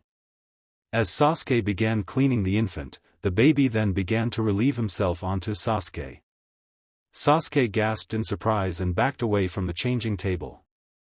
Haru started laughing hysterically at Sasuke being peed on. Naruto turned around from rocking the little girl and had to hold in his laughter so as to not scare the baby. Sasuke looked horrified and angry. When the little boy was done, Sasuke had a large wet spot on his new shirt that he bought from Ueo's. Sasuke looked like he was about to explode. He quickly cleaned up the baby and put a diaper on him. Sasuke took another step back and took a deep breath. Naruto watched the kid, he ground out. Sasuke marched out to the play area of the daycare center, where he found Hinata. Many of the kids ran away and hid when they saw the angry look on Sasuke's face. Hinata looked up at Sasuke and blinked. Sasuke-san? Why the Ichiwai? Hinata's wrist was snatched by Sasuke, and she was led to the baby's room. Sasuke-san. What are you doing? Sasuke let go of her wrist when they arrived back in the baby room. You take care of these brats. I'm going for a walk. Sasuke growled out. He then marched out of the daycare to take his walk. Hinata blinked and turned to Naruto. Did I miss something? Naruto nodded and chuckled, still rocking the baby girl. The baby peed on Sasuke, he said, nodding his head to the baby boy on the changing table. Hinata covered her mouth and laughed into her hands. Poor Sasuke-san, she said as she picked up the baby boy. Hinata started to rock the boy to try to get him to sleep, her eyes traveling towards Naruto. She saw him wiggling a finger in front of the girl's face and making silly, but quiet noises. Wow, so good with her. Naruto-kun would be a wonderful father. Hinata blushed at the thought. She then shook the thought from her head, returning her attention to the little baby in her arms. When Sasuke came back, the toddlers were sleeping peacefully. Naruto and Hinata were sitting against the wall watching the children. Sasuke blinked. You got them all to sleep? Naruto shushed. It took us forever to get them down, he whispered harshly. Sasuke walked over and sat next to Naruto. Sorry. How'd you get them all to take a nap? It wasn't easy, Hinata stated with a tired voice. They all heard a yawn and 3 genin turned towards the yawn with horrified looks. One of the kids was waking up. It was Haru. He sat up and rubbed his sleepy eyes. He was holding a small teddy bear in his right hand. Go back to sleep, Haru-kun, Hinata whispered across the room. Haru blinked tiredly and crawled across the room. He stopped in front of Sasuke and rested his head on Sasuke's thigh. He put his thumb in his mouth and was asleep almost instantaneously. Sasuke was staring at the toddler in complete shock. Ooh, Sasuke's hands were up, almost like he was caught red-handed for something. Naruto chuckled. He seems to like you. Sasuke still didn't know what to do. He was completely frozen in place. Hinata giggled. It's okay, Sasuke-san. He isn't going to hurt you. Sasuke looked at his teammates and slowly placed his hand on Haru's back. Sasuke was completely out of his element with this, but the Uchiha couldn't help but let a small smirk grace his lips. The genin heard the daycare center's front door open and saw the owner of the place and Kakashi walk in. Kakashi smiled at his team with his signature, "I." Did you all have fun? He whispered. The 3 genin glared at their teacher. Kakashi chuckled at his team. All right, kids. Let's go. The genin stood up, Sasuke being careful not to let Haru drop to the floor. They all very quietly tiptoed out of the house, and when the door was shut, all 3 genin turned to their sensei. You lied to us. Sasuke frowned. You said that this was a stepping stone to bodyguarding. Technically I didn't say that. The Hokage said that, Kakashi corrected. And remember what the Hokage said. You need to learn about the safety of the client. What better way than babysitting, he said with a smile. Or what was considered a smile for Kakashi. I can think of a few, Sasuke grumbled. Actually, Sasuke-san, Hokage-sama and Kakashi-sensei make a point with the babysitting. Babies and toddlers are at risk with a lot of things within a home, Hinata stated. There are sharp kitchen utensils and toxic cleaners that, if they're inhaled or ingested, could prove to be very bad for their health. Naruto smiled. So that's why there were so many child safety locks on the cupboards. Exactly, Naruto. For toddlers, you have to keep your eye on them at all times. Just like a bodyguard would keep an eye on his client, Kakashi explained. Sasuke and Naruto nodded, signaling they understood. Now, they had to report their successful mission to the Hokage and receive their pay for the day. When they arrived, Team 8 was standing outside of the Hokage's office. Sasuke-kun. I haven't seen you in so long. Sakura squealed and glomped Sasuke. When Sasuke ignored her and shrugged her off of him, she huffed. Oh, Sasuke-kun, I'm so sorry you have to deal with these losers. They probably don't treat you like the strong shinobi you are. But I do, she said, gently touching his shoulder. Sasuke frowned. Don't touch me. Kiba looked at Sasuke and sniffed him. Ugh. What the hell? What is it, dog breath? Sakura frowned. Shut up, Banshee. And if you must know, your boyfriend over here smells like piss. Kiba said, plugging his nose. Kiba. How dare you talk that way about Sasuke-kun? Sakura yelled, then stopped as she was suddenly hit by a sour smell. Sakura slightly gagged. Ugh, what is that smell? Ha. Sasuke over here got peed on by one of our clients, Naruto snickered. He then yelped when Sasuke's fist connected with the back of his head. How dare they? I should go over to them right now and give them a piece of my mind. How dare they do such a vile thing to my Sasuke-kun? Sakura, our clients were children, Hinata stated bluntly. A baby had an accident of Sasuke-san, she explained. Oh. Sakura blushed and looked at her feet in embarrassment. She looked up when she saw Kurenai, her sensei, walk out of the Hokage's office. Oh, Team 7, it's good to see you again, Kurenai said with a smile. Here for more missions? Yup. Naruto smiled. We just finished our latest mission of the day. Well done. We have one more mission and we shall be finished. Come on, team. Tora isn't going to come quietly. Again? Kiba groaned. Akamaru yapped next to him, obviously not happy about finding the cat. Yes, Kiba. I know. Come on, team. Let's go. She then smiled at Kakashi.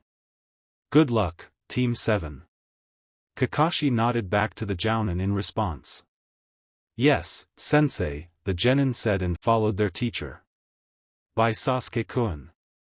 Sakura squealed and followed her team. Sasuke sighed. I hate my life, a Chunin poked his head out of the Hokage's office, then turned to Kakashi and his team. Team 7. You may come in now. Kakashi nodded and led his team into the ruler's office. Hokage-sama, he said with a bow. We're here to report a mission success. The Hokage smiled. Well done, Team 7. You can collect your pay from Irika, he said, motioning towards said Chunin. Alright. Kojito, you have any more missions for Team 7? Hiruzen asked another Chunin in the room.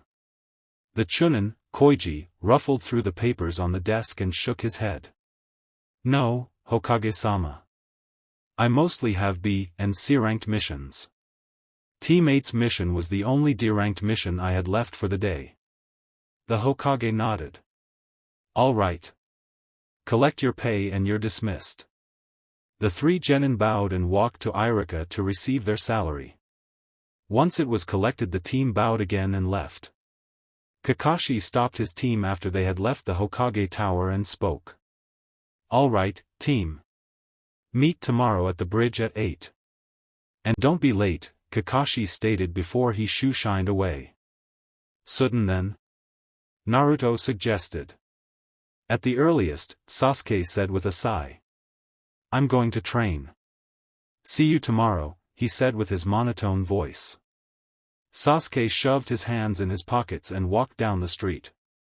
So Naruto-kun, what do you plan on doing now? Hinata asked quietly. Naruto smiled. I saw Karen yesterday by Ichiraku's, and she said that my special request should be ready by today. So I plan on going to pick it up and pay for it, he explained. He was rather excited to try his new outfit. Want to come with me? Hinata smiled happily. Of course, Naruto-kun. I wouldn't want to do anything else. Hinata walked side by side with Naruto as they walked to Iwayo's. So, Hinata-chan, after we pick up my clothes, would you like to grab some lunch? He smiled happily. Of course, Naruto-kun. Are we going to Ichiraku's? She asked. No, I think I want something different today. How about we get some barbecue? he suggested. Naruto figured Hinata was getting sick or ramen, considering they went there every time they got lunch. So he suggested something different. Hinata blinked. You're not in the mood for ramen? This never happened. Nah. Gonna try something different today. Besides, he said, rubbing the back of his head sheepishly, I figured you'd want to try something different since we always have ramen. He's so considerate. Hinata smiled at Naruto. Thank you, Naruto-kun. The two walked at a comfortable pace to Iwayo's, happily chatting between themselves. When they finally arrived at Iwayo's, they walked in and saw Karen and Ikaro behind the front counter. Hey, Karen. Hey, Ikaro. Naruto. It's good to see you again. Karen smiled. Your order is ready. We finished it this morning, Karen said happily. No. I finished it this morning. Iwayo called from the sewing room in the back. Karen rolled her eyes and smiled. All right. Here you go, Naruto, she said, pulling up a package for the blonde.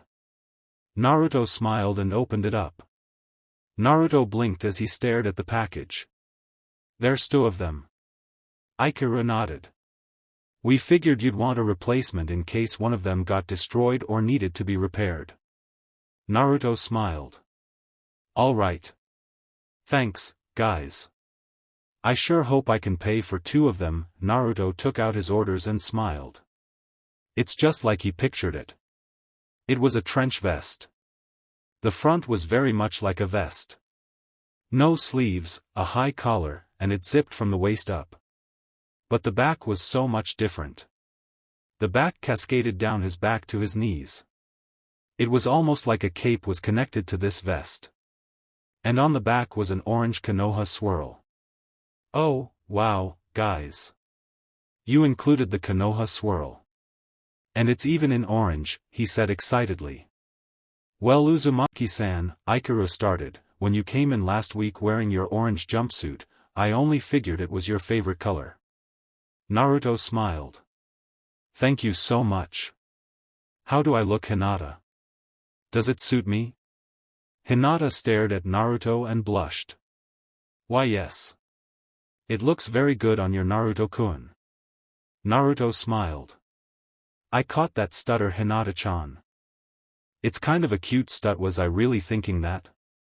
Naruto blushed at the thought of him thinking Hinata's stutter was cute. How much do I owe you guys? Naruto said, taking out Gamachan. Ikaro rang up Naruto's trench vests and smiled at him and Hinata. That will be 30,000 ryo. Ikaro smiled. Naruto peeked inside Gamachan's mouth and inwardly sighed. Thank God I got paid for the missions today. I think I still have enough for lunch too. Naruto took out the ryo and handed it to the couple. Thanks, guys. I really love the trenches. He smiled and grabbed his other jacket, which was still wrapped up. No worries, Naruto. Karen smiled. Enjoy the new duds, she called to the boy. Naruto and Hinata waved goodbye and left to get lunch. As they walked down the street, Naruto received many looks, most of which didn't go unnoticed to Hinata. Some were staring at Naruto in a new light. He didn't look like the moron in orange. He looked like a serious ninja now. Several girls suddenly looked more interested in Naruto. Now that the ridiculous orange jumpsuit was gone, Naruto looked a lot more attractive than he had originally looked. Hinata wasn't too happy at these girls looking at her Naruto. Hinata's cheeks reddened. My Naruto? Am I Naruto? Hinata smiled to herself at the thought of Naruto being hers. But many of the villagers still looked down upon Naruto. Most sent hateful glares at the boy, others would whisper as he walked by, and a few women hurried their children along or into their homes. Hinata watched this and was confused as to why the villagers would act this way. She saw last week how many of the shopkeepers pushed Naruto out of their stores. She looked at Naruto, who didn't seem to be fazed by the villagers' looks. She saw him smiling like his usual self, and it made her heart swell. You're able to walk through this village with such a cheerful smile, Naruto-kun. You'll show these villagers you're a powerful, strong, wonderful person like I know you are. Hinata smiled to herself as they finally entered the Korean barbecue restaurant. As Naruto and Hinata walked in to take a seat at a table, they saw Team 8 eating lunch. Lucky for them, in Naruto's mind at least, Naruto and Hinata went unnoticed by the team. They sat down and waited for their server to come and take their order. They only had to wait a few moments before the waiter approached. Once the man saw Naruto, he turned his nose up at him. "What can I get you?" he said with an almost disgusted tone. Hinata blinked at Naruto, who looked a little disheartened. "Naruto-kun? What would you like?" Naruto looked up at the waiter, who was glaring at him. Some beef please." The waiter scoffed to himself and turned to Hinata. "And you?" Some pork please." She watched the waiter scribble on his paper pad and storm off to the back. Naruto sighed. "I'm sorry, Hinata-chan. I don't know why they act this way. If I knew I'd make sure they wouldn't treat you badly because of whatever's wrong with me." "Nothing's wrong with you, Naruto-kun. You're perfect to me, hey, Hinata." Naruto and Hinata turned their attention from each other to Kiba, who had called out to Hinata. "Check it out. Pretty much like the second we got to the outskirts of Konoha, I totally caught Tora single-handedly." "Nuh-uh, Kiba. That cat was scratching the hell out of your face when you jumped on it," Sakura yelled. "I had to yank it off your face so he wouldn't claw your eyes out." Naruto snorted.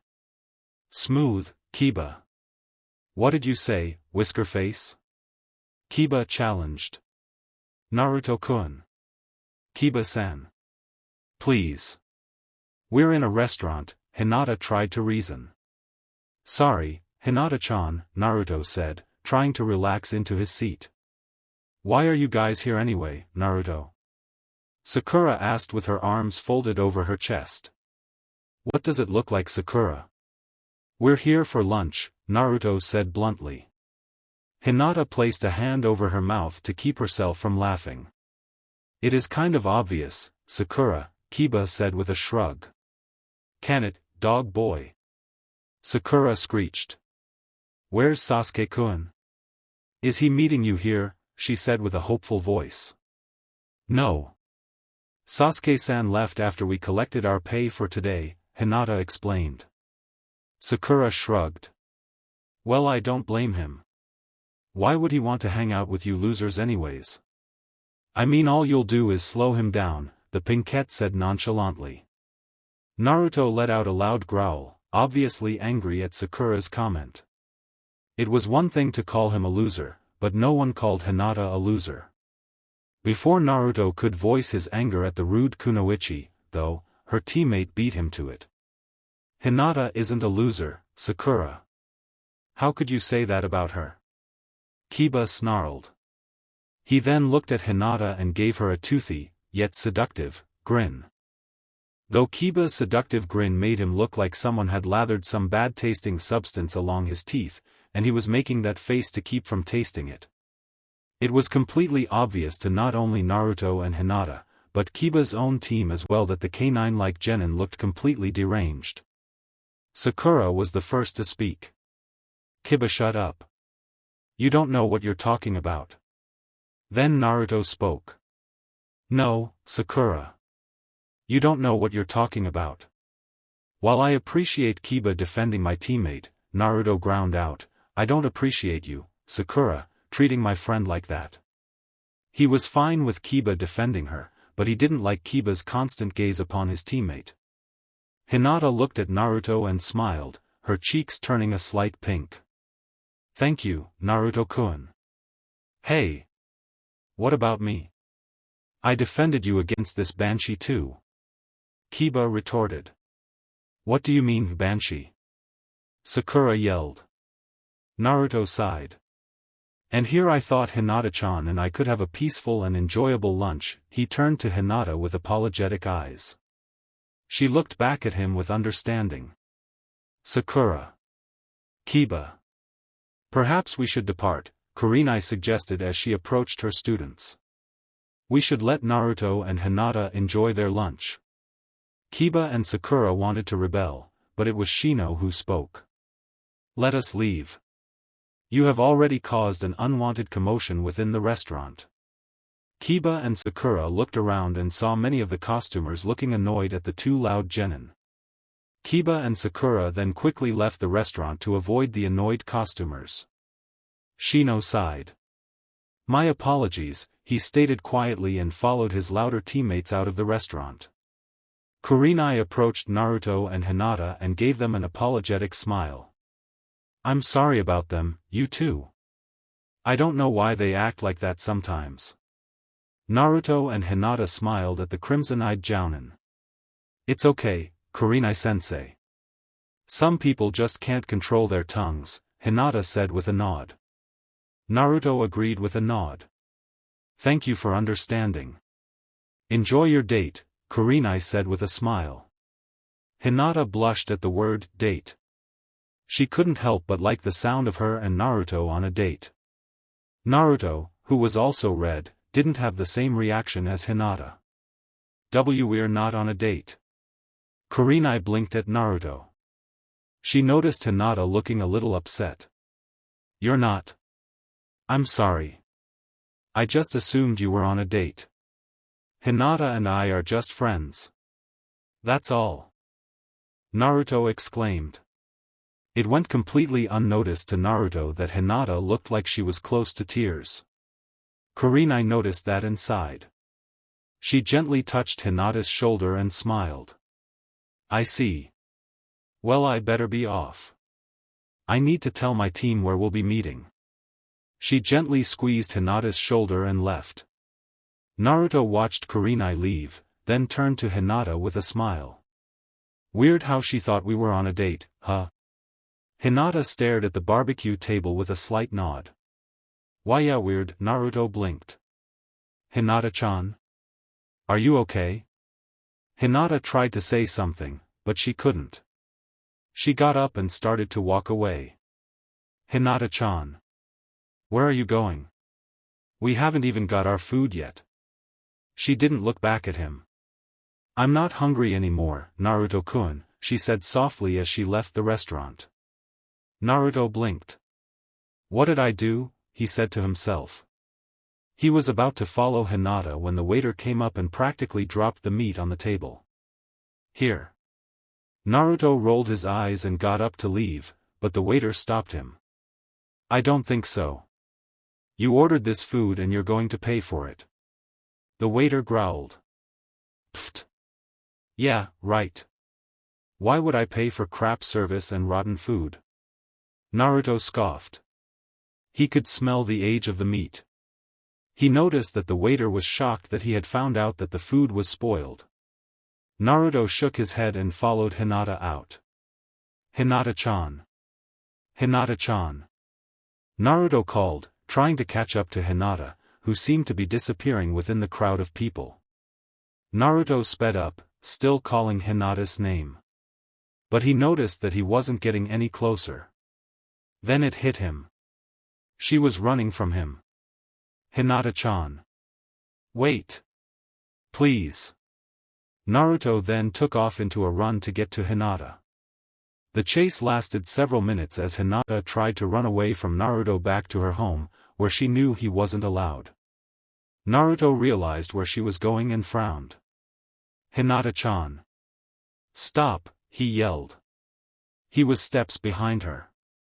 He reached out and managed to grab her wrist, which caused her to come to a stop. Finally, he said, out of breath. Why did you run from me? Hinata didn't answer. Her shoulders slightly shook, an obvious sign she was crying. Naruto noticed this and slowly stepped in front of her. Hinata-chan, what's wrong? If it's something I did, please tell me what I did, so I won't ever do it again. Hinata took a deep breath and wiped her tears away. It wasn't what you did but what you said, Naruto blinked. What did I say? Hinata looked up at Naruto in shock. Was he serious? Did he really not know what he said that upset her? You didn't remember what you said, she replied, almost angry at the blonde. I don't. I'm sorry, he said sadly, obviously upset that he had forgotten what he said that hurt Hinata. Hinata took a deep breath, and slowly exhaled to calm herself. You stated we weren't on a date. Naruto blinked. But we weren't. Now he was confused. That may be, Naruto-kun, Hinata said sadly. But the way you shouted that we weren't on a date to Kurenai-sensei, and for all the rest of the restaurant to hear, it upset me. Naruto nodded. Hinata, don't be upset with me please. I feel really bad for shouting that and embarrassing you. I wasn't just embarrassed, Naruto-kun. I was hurt, she tried to explain. Naruto ran a hand through his spiky hair. Were you hurt by me saying that? Hinata blinked. You really don't know? Naruto sighed. Not really. I mean, I'm so sorry I upset you. But I've had to grow up without a lot of human contact or learning the proper ways of society. Or society in general, really. I guess you could say I'm naive in a lot of ways, he said with a nod. One of them being the ways of women, he added with a nervous chuckle. Hinata stared at Naruto in disbelief. Although she shouldn't have been that shocked at what she heard. Hinata sighed and stared at Naruto. The reason I was upset, Naruto-kun, was because when you yelled out we weren't on a date, it made me feel like I'm not dating material. Like you were disgusted with the thought of having a date with me. Naruto's eyes widened. Oh, my god, Hinata-chan, I so didn't mean it that way. Any guy would be as lucky as cheese to have you. Hinata blinked. Lucky as cheese? She asked with complete confusion. Naruto rubbed the back of his head nervously. Yeah, cheese, he chuckled. But seriously. Anyone would be lucky to be with you, Hinata-chan. Hinata smiled. Thank you, Naruto-kun. I'm sorry I got so angry. It was childish of me. Naruto smiled back. Don't be sorry, Hinata-chan. I'd be angry, too, if I were you. I know our lunch was ruined by my stupidity. Maybe we can have a rain check. Hinata giggled and nodded. Of course, Naruto-kun. Want me to walk you home, Hinata-chan? Naruto asked a little sheepishly. Hinata blushed and smiled at her crush. I'd like that a lot, Naruto-kun. Naruto smiled at his friend and turned, walking Hinata to her compound. It didn't take the couple long to reach the Hyuga compound, considering Hinata had been running towards it. When they arrived, Naruto turned to Hinata and apologized again for his stupidity. Naruto-kun, it's in the past now. Let's let it stay there, Hinata said, gently touching his arm. Naruto smiled at the brunette. Thanks, Hinata-chan. I'll see you tomorrow. Naruto then walked away to return to town. Hinata watched her crush leave with a soft sigh. I wish I could tell you how I feel, Naruto-kun. Unbeknownst to the Hyuga heiress, cold Hyuga eyes watched the scene with disgust. How dare she continue to associate with that boy? Her judgment as heiress appears to be lacking. Perhaps a few lessons should be in order. Hyuga Hayashi slowly retreated back into his home. Naruto walked back into town, hands in his pockets and a smile on his face. His lunch had been ruined because of his stupidity, and because he was served rotten food, so he decided to go grab some Ichiraku. As he walked towards his favorite hole in the wall, he noticed a very bad disguise. Naruto blinked as he stared at a boxy-looking bush next to a fence. Naruto slowly approached and gently kicked the hedge. Naruto heard a little crunching of the leaves, but a majority of the sound was hollow. Just as he suspected a crappy disguise. Naruto knelt down and lifted the hedge and revealed a young boy. Hey! What do you think you're doing? The boy yelled. The boy grabbed the edge of his disguise back and covered himself back up. Naruto blinked, then pushed the whole hedge off the boy. What are you hiding from? Why do you care? the boy said, going to grab his disguise. I've seen you before. Now where have I seen you before? Naruto said to himself. I know. You're the kid that the old man has a picture of on his desk. Well, he should, the boy said. I'm Konohamaru, grandson of the third Hokage, he boasted proudly. Honorable grandson. Honorable grandson, came a worried voice. Ah, man. Thanks a lot, Blondie. Now I got caught.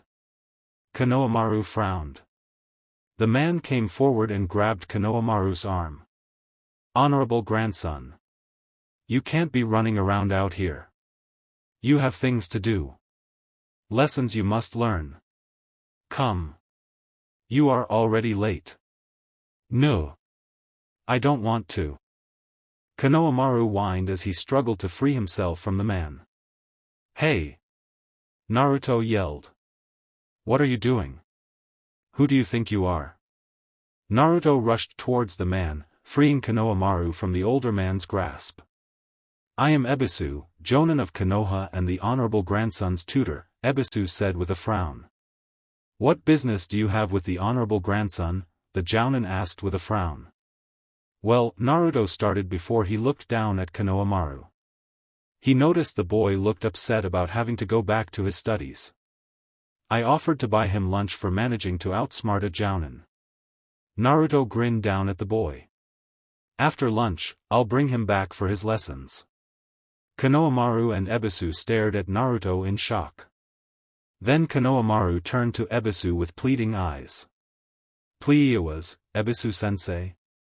I really want to have lunch with him. Konohamaru had realized mid-sentence that he still hadn't learned the blonde's name. The Jounin stared at Naruto, then at the pleading Konohamaru. Ebisu sighed deeply, then adjusted his dark glasses. Fine. You have 1 hour, honorable grandson. If you are not back by then, I will personally come and find you. Thank you, Ebisu-sensei. Come on. Let's go. Konohamaru yelled. Naruto chuckled and walked with the boy. Once they were far enough away, Konohamaru looked up at Naruto. Did you really mean that you were gonna buy me lunch? Naruto nodded. Sure. I mean, I did say I was gonna buy you some in front of Ebisu. Besides, you seem like a cool kid. Why not? He said with his signature toothy grin. Konohamaru blinked. Thank you. What's your name? It's Naruto. The blonde said happily. You like ramen? Naruto asked. If it's Ichiraku's ramen. Konohamaru smiled. My grandpa brought me there a couple months ago, and it's so good. Naruto chuckled. It seems we have a lot in common then. Ichiraku's is my favorite place to eat. Naruto looked ahead and saw the desired restaurant. There it is.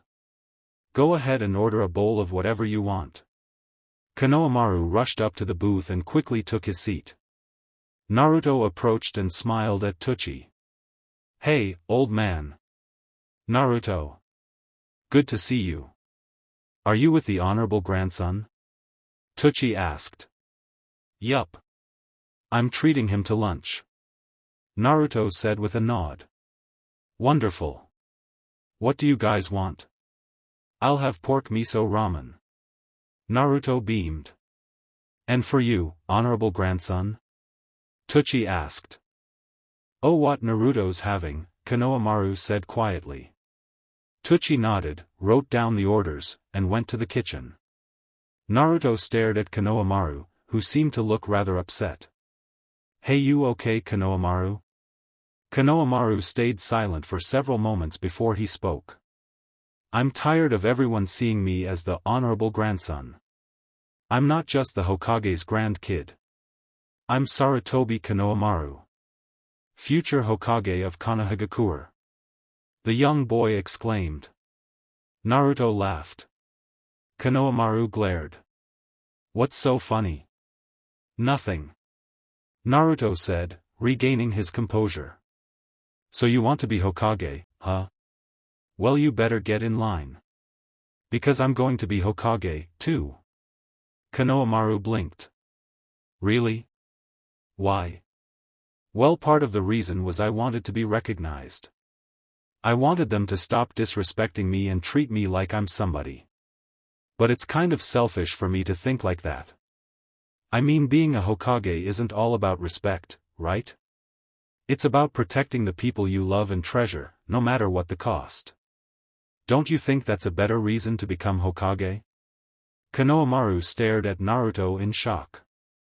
Naruto wanted the respect like he did, but Naruto had seemed to really think about the real reason to be Hokage. Konohamaru looked up at the blonde next to him and smiled. Yeah, it is.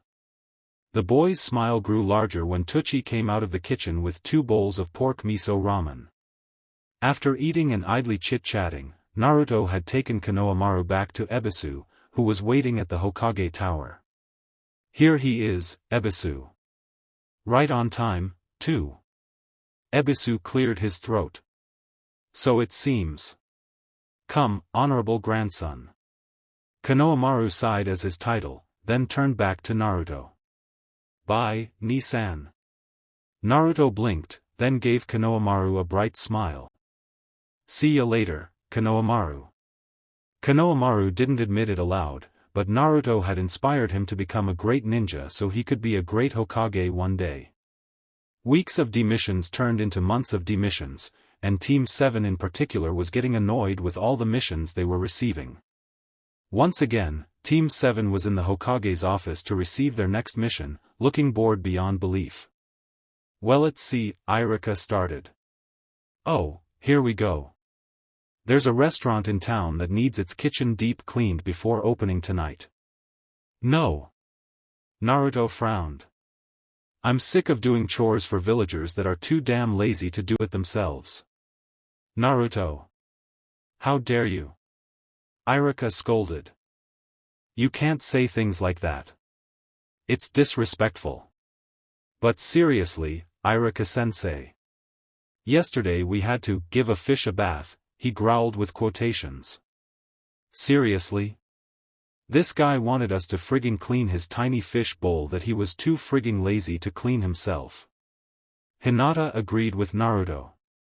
Forgive me, Irika-sensei, Hokage-sama, but I agree with Naruto-kun. Some of these demissions are rather absurd, she said with a slight blush.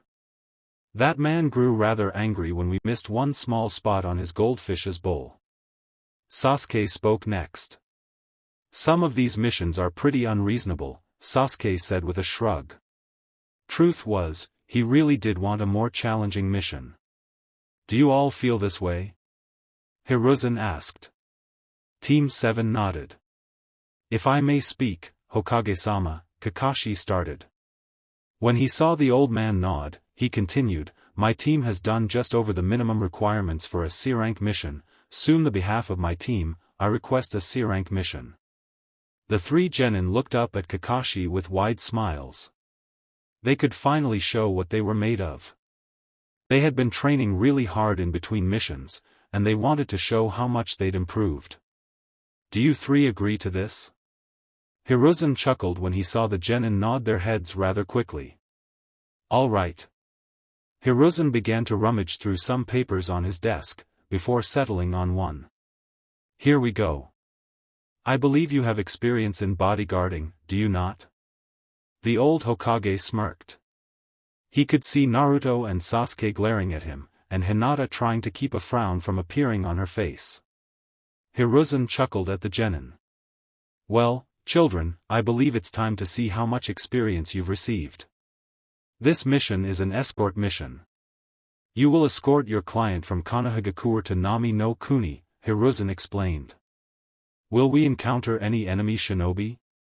Hinata politely asked. I do not believe so, Hinata.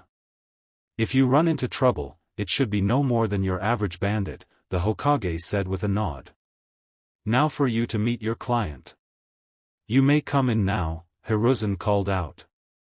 When the door opened, Team 7 turned around to see a gray-haired man step in. The man was wearing a dark, sleeveless, V-neck shirt with an obi tied around his waist, dark pants and sandals. He also had a white towel around his neck and a bottle in his hand. These brats are going to be protecting me? Is this a joke? They look like they can't even tie their own shoes, much less protect me. Especially that midget blonde one. The man slurred. Naruto's eyes widened. A midget? I am not a midget, you drunk. I am Uzumaki Naruto, future Hokage of Konohamaru. The man scoffed. Hokage? Pfft. Yeah, right. No village would want a short brat as their leader, he said, wiping his mouth. Naruto growled and went to attack the older man, but Hinata held him back. Naruto couldn't. He's just a drunken man who doesn't know what he's saying. Naruto frowned and took a deep breath to calm himself. Okay, thanks, Hinata-chan. Hiruzen then spoke. This is Tazuna. He will be your client for this mission. You will need to escort and protect him on the journey to his home. Are there any questions? Can I have a different team? Tazuna asked. No, Hiruzen said bluntly. Anyone else? How long will we be traveling? I want to be able to pack appropriately, Sasuke said without much emotion in his voice. Good question, Sasuke. It depends on how good time you make traveling to and from Nami no Kuni.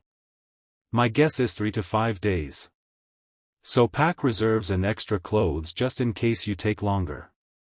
The 3 genin nodded at their Hokage's words. Good. You're dismissed. Hiruzen then handed Kakashi the mission scroll before the team left the office. Kakashi walked out with his team and Tazuna. Once they were outside of the Hokage tower, he stopped the other 4.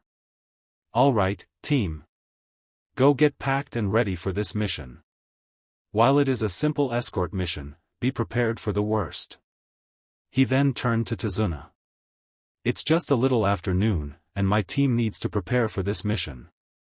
And I'm sure you still need to ready yourself for the travel home. Then he turned to face all 4 people. Let's meet at the front gate tomorrow at 8 am, sharp. The quartet nodded at the jounin. Don't be late, Kakashi-sensei. Naruto teased. Kakashi merely shot Naruto a mischievous look. Naruto laughed, Hinata quickly joining in. Although Sasuke didn't laugh, a smirk did grace his lips. Tazuna watched the jounin shushin away in a swirl of leaves. He then turned to the genin and scoffed. I can't believe they'd give me a team of frigging toddlers. I'm gonna die for sure, the man grumbled as he started to walk away. Naruto growled, his fists shaking at his sides. Man, that guy's a jerk, just ignore him, Naruto-kun. He doesn't deserve your attention, Hinata said with a nod. Thanks, Hinata-chan. He then looked at both his teammates with a smile. Lunch, anyone? After lunch, Team 7 went about buying extra weapons, rations, and extra first aid supplies. It was their first time outside of the gates for a mission, and they all wanted to be prepared. After buying all of their supplies, they returned to their respective homes to pack and prepare for the mission ahead. Naruto had arrived home at dusk and instantly began to pack. He packed 4 pairs of pants, 6 shirts, an extra pair of sandals, and his spare trench vest. He packed additional kunai and shuriken sets, in case of danger, and some instant ramen cups for the road. After he was done, he flopped on the bed and let out a sigh. Our first real mission, we're totally going to kick butt tomorrow, he said quietly as he slowly drifted off. The morning of the mission, Hinata was up bright and early, so she could eat a filling breakfast before departing on her mission. Hinata was currently in her room, making her bed. After she was done, she opened her closet to grab some clothes. She looked at the wardrobe she had hanging up, and locked onto one specific outfit. The ones she purchased from Iwayo's shop. She took one off its hanger and looked at it closely. Well, it's our first real mission. It deserves a new outfit. Hinata shed her pajamas and folded them up neatly and placed them on the end of her bed.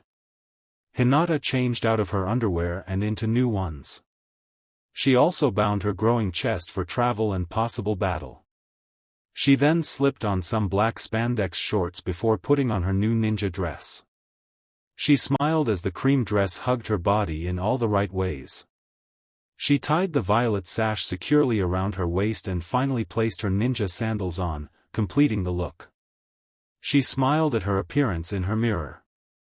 She grabbed several extra dresses and sashes that she had purchased from Ueo's and placed them in her bag. She then smiled to herself and let out a soft sigh. I'm ready. She lifted her pack over her shoulder and approached the kitchen, where she would make her breakfast before leaving. Once she approached the kitchen, she was hit with a multitude of smells. She peeked her head in and saw the chef smiling at her. Good morning, Hinata-sama. We heard from Hanabi-sama that you had a special day. We made one of your favorites, a mushroom and bell pepper omelette. Hinata smiled brightly and happily accepted her omelette. She ate to the sound of the chefs cooking her father's and the other main house members' breakfasts. Once she was finished, she happily thanked the cooks and made her way to the front entrance of the Hyuga compound. She knew Hanabi would probably be waiting to say goodbye to her. As she approached the entrance, she saw that Hanabi wasn't alone. Her father was there with her. Hinata inwardly groaned. She approached and bowed to her father. I'm leaving Oda-sama. I can see that, Hinata. But what are you wearing? Hayashi said in disgust. The clothing was indecent for a Hyuga heiress. I bought them, Oda-sama. They are practical clothing for a kunoichi and they give me ample flexibility, Hinata explained. Hayashi frowned, nearly turning his nose up at his daughter's new attire. Humph. Why do you need a travel pack? Surely you are not traveling outside of the village so soon. We are. Kakashi-sensei requested a high-rank mission for our team. Hokage-sama granted his request. Today we are setting out, she explained. Excuse me, Ota-sama, but I must depart. I fear I will be late. Hayashi frowned, but nodded. Indeed. Do not slow them down. He then turned from his daughters to return to the house. Hinata sighed. She wished her father could at least wish her safety on the journey. It's not like it would kill him. Be safe, Nei-chan, Hanabi said with a smile. She then quickly wrapped her arms around her sister's waist. I'll miss you. Hinata smiled and hugged her sister back.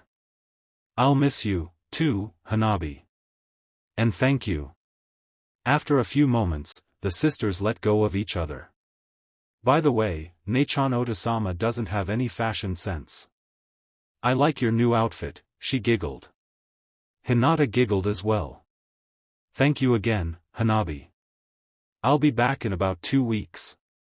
She ruffled Hanabi's hair, then ran towards the front gates of Konoha. Once Hinata was there, she saw her team waiting patiently by the gates.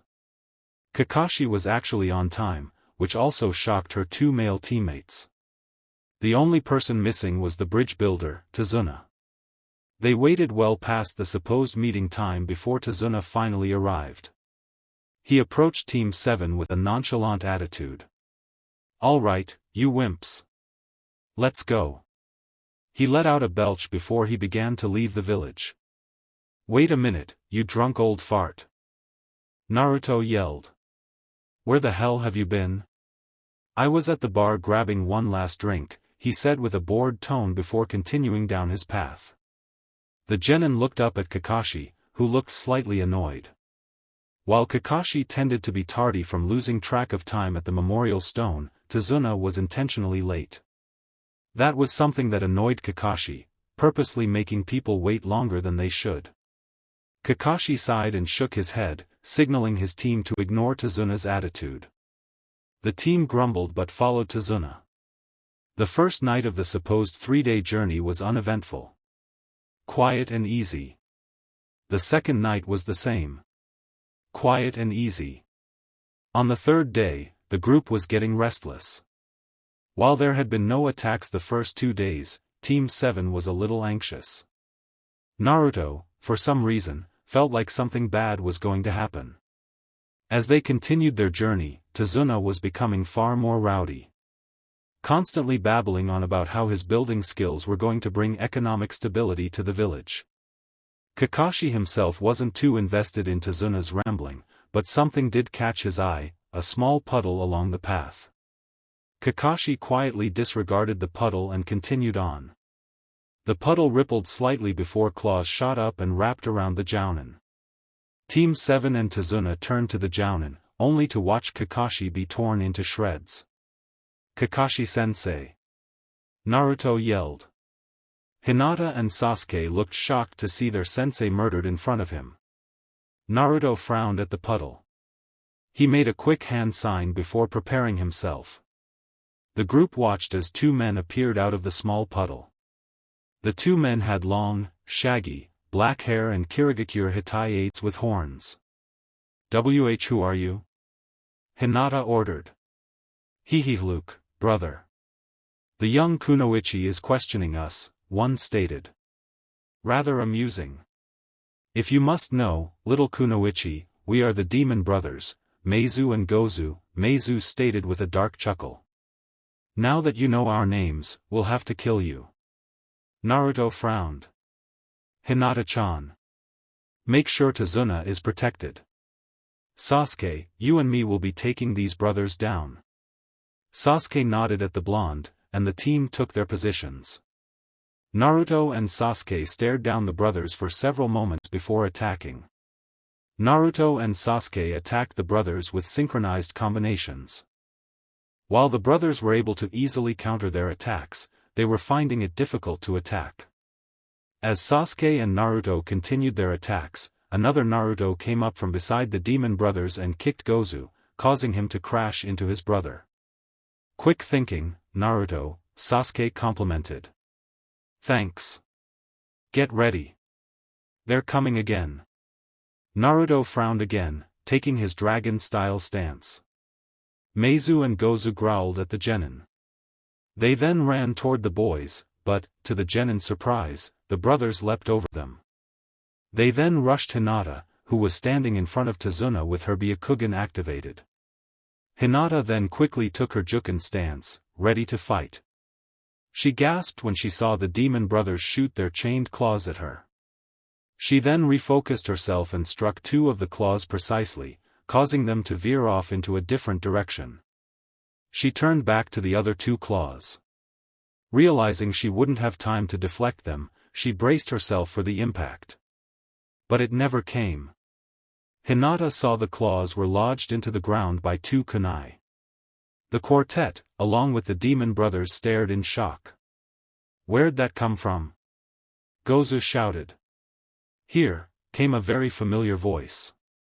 Gozu and Meizu felt the impact of a swift but hard kick to the face. Kakashi had jumped down from a branch above and his feet happily landed on their faces. Kakashi frowned at the unconscious Kiri Chunin. He then quickly tied them to a large tree, breaking their chained claws and taking all of their weapons.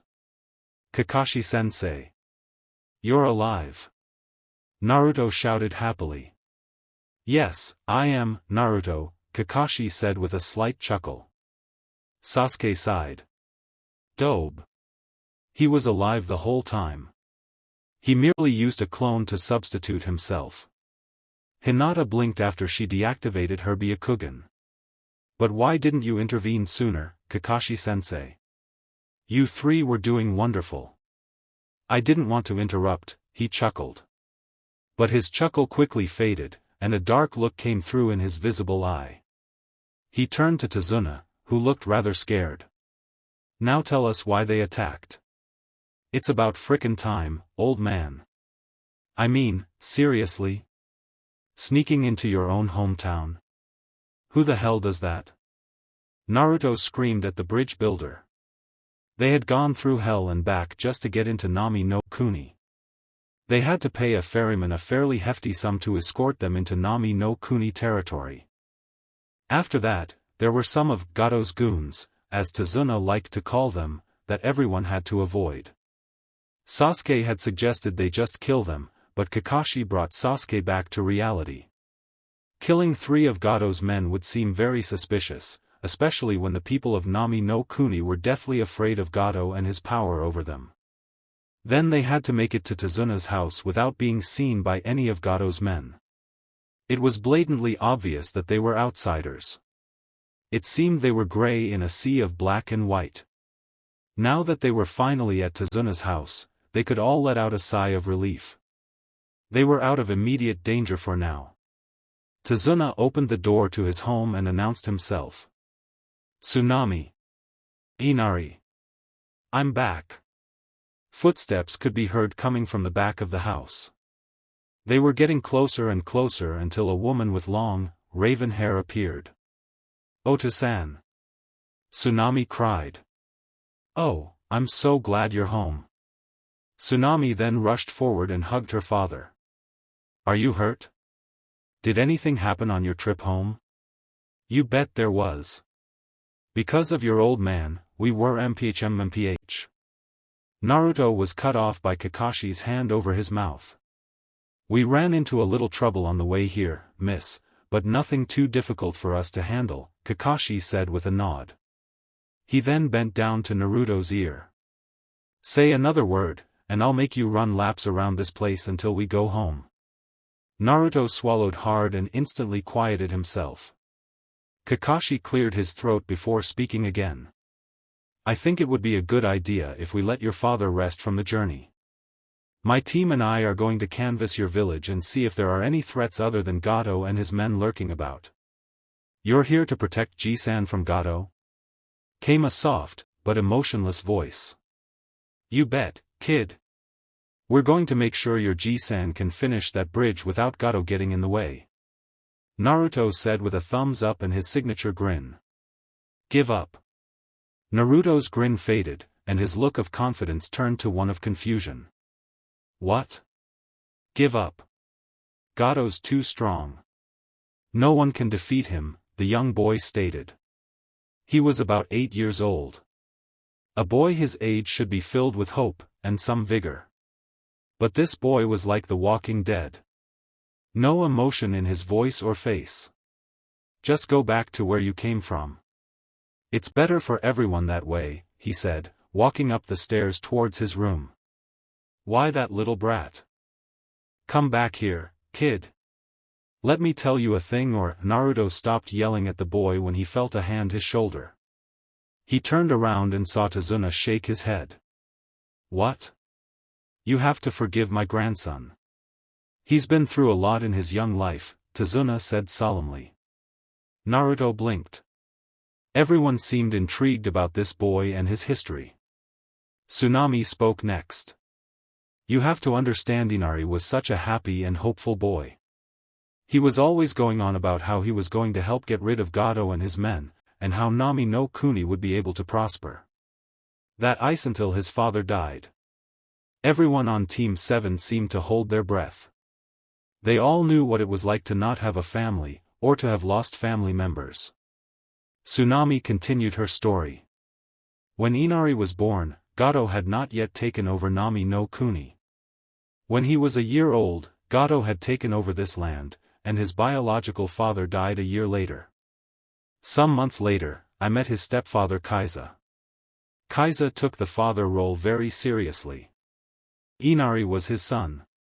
When Inari was old enough to realize the depressing atmosphere and the evil in the city, he and Kaiza began planning and talking about how things would be if Gado was gone, Tsunami explained. They were like 2 peas in a pod. Hinata felt her heart swell for the young boy. Then what happened? Tsunami took a deep breath, trying to keep her emotions in check. Kaiza and a group of rebels were captured during a raid on some of Gado's warehouses. The rebels were killed off one by one until only Kaiza remained. Gado said that if Kaiza swore allegiance to him, he would remain alive. Kaiza spat in his face and kept a brave front. But Gado would have none of it. He was showing the rest of us what would happen if we betrayed him. Inari watched his father be mercilessly murdered in front of the whole village. It left Inari heartbroken and dead inside. He's not the same little rebellious boy I once knew. Naruto stood up with a scowl on his face. He turned and headed out the door. Naruto-kun? Where are you going? When Hinata didn't get her answer, she stood up and raced after Naruto. Tazuna was the first to speak. What just happened? Don't fret about Naruto. Sasuke, Kakashi began, turning to the Uchiha, follow them. After Naruto has calmed down, walk around town together and gather as much information as you can. I'm going to stay here and go over some training and guarding schedules. Sasuke nodded and went to follow Naruto and Hinata. Tazuna and Tsunami looked confused. Kakashi turned towards them and spoke. Naruto's been through a lot in his life as well. Naruto doesn't take too well to people like Gato. Naruto had reached the heart of Nami no Kuni when Hinata had reached him. Naruto-kun. Please wait. Naruto stopped and turned to Hinata, his face remained emotionless. Naruto-kun, why did you leave like that? Naruto sighed. I hate people like him. What he's doing to these people is more than just wrong. It's inhumane. Hinata saw the pain in Naruto's eyes, and she felt a small twinge of pain as well. I know, Naruto-kun. I don't like it either, but once the bridge is built, help can come to these people. Naruto nodded. Yeah. Thanks, Hinata-chan. Hinata blushed and nodded. You're welcome, Naruto-kun. Hinata thought about hugging Naruto, in a comforting manner, of course. She chickened out when she heard her and Naruto's names being called. The two genin turned around and saw Sasuke walking towards them. Guys, Kakashi wants us to walk around town and gather information, he said, putting his hands in his pockets. Naruto frowned. What information? Look around you, Sasuke. How much more information do you need to see that these people need help? Sasuke sighed. It's obvious they need help, Naruto. I can clearly see that. I mean, let's see what other information we can get from some of the villagers. There could still be a rebel group underground.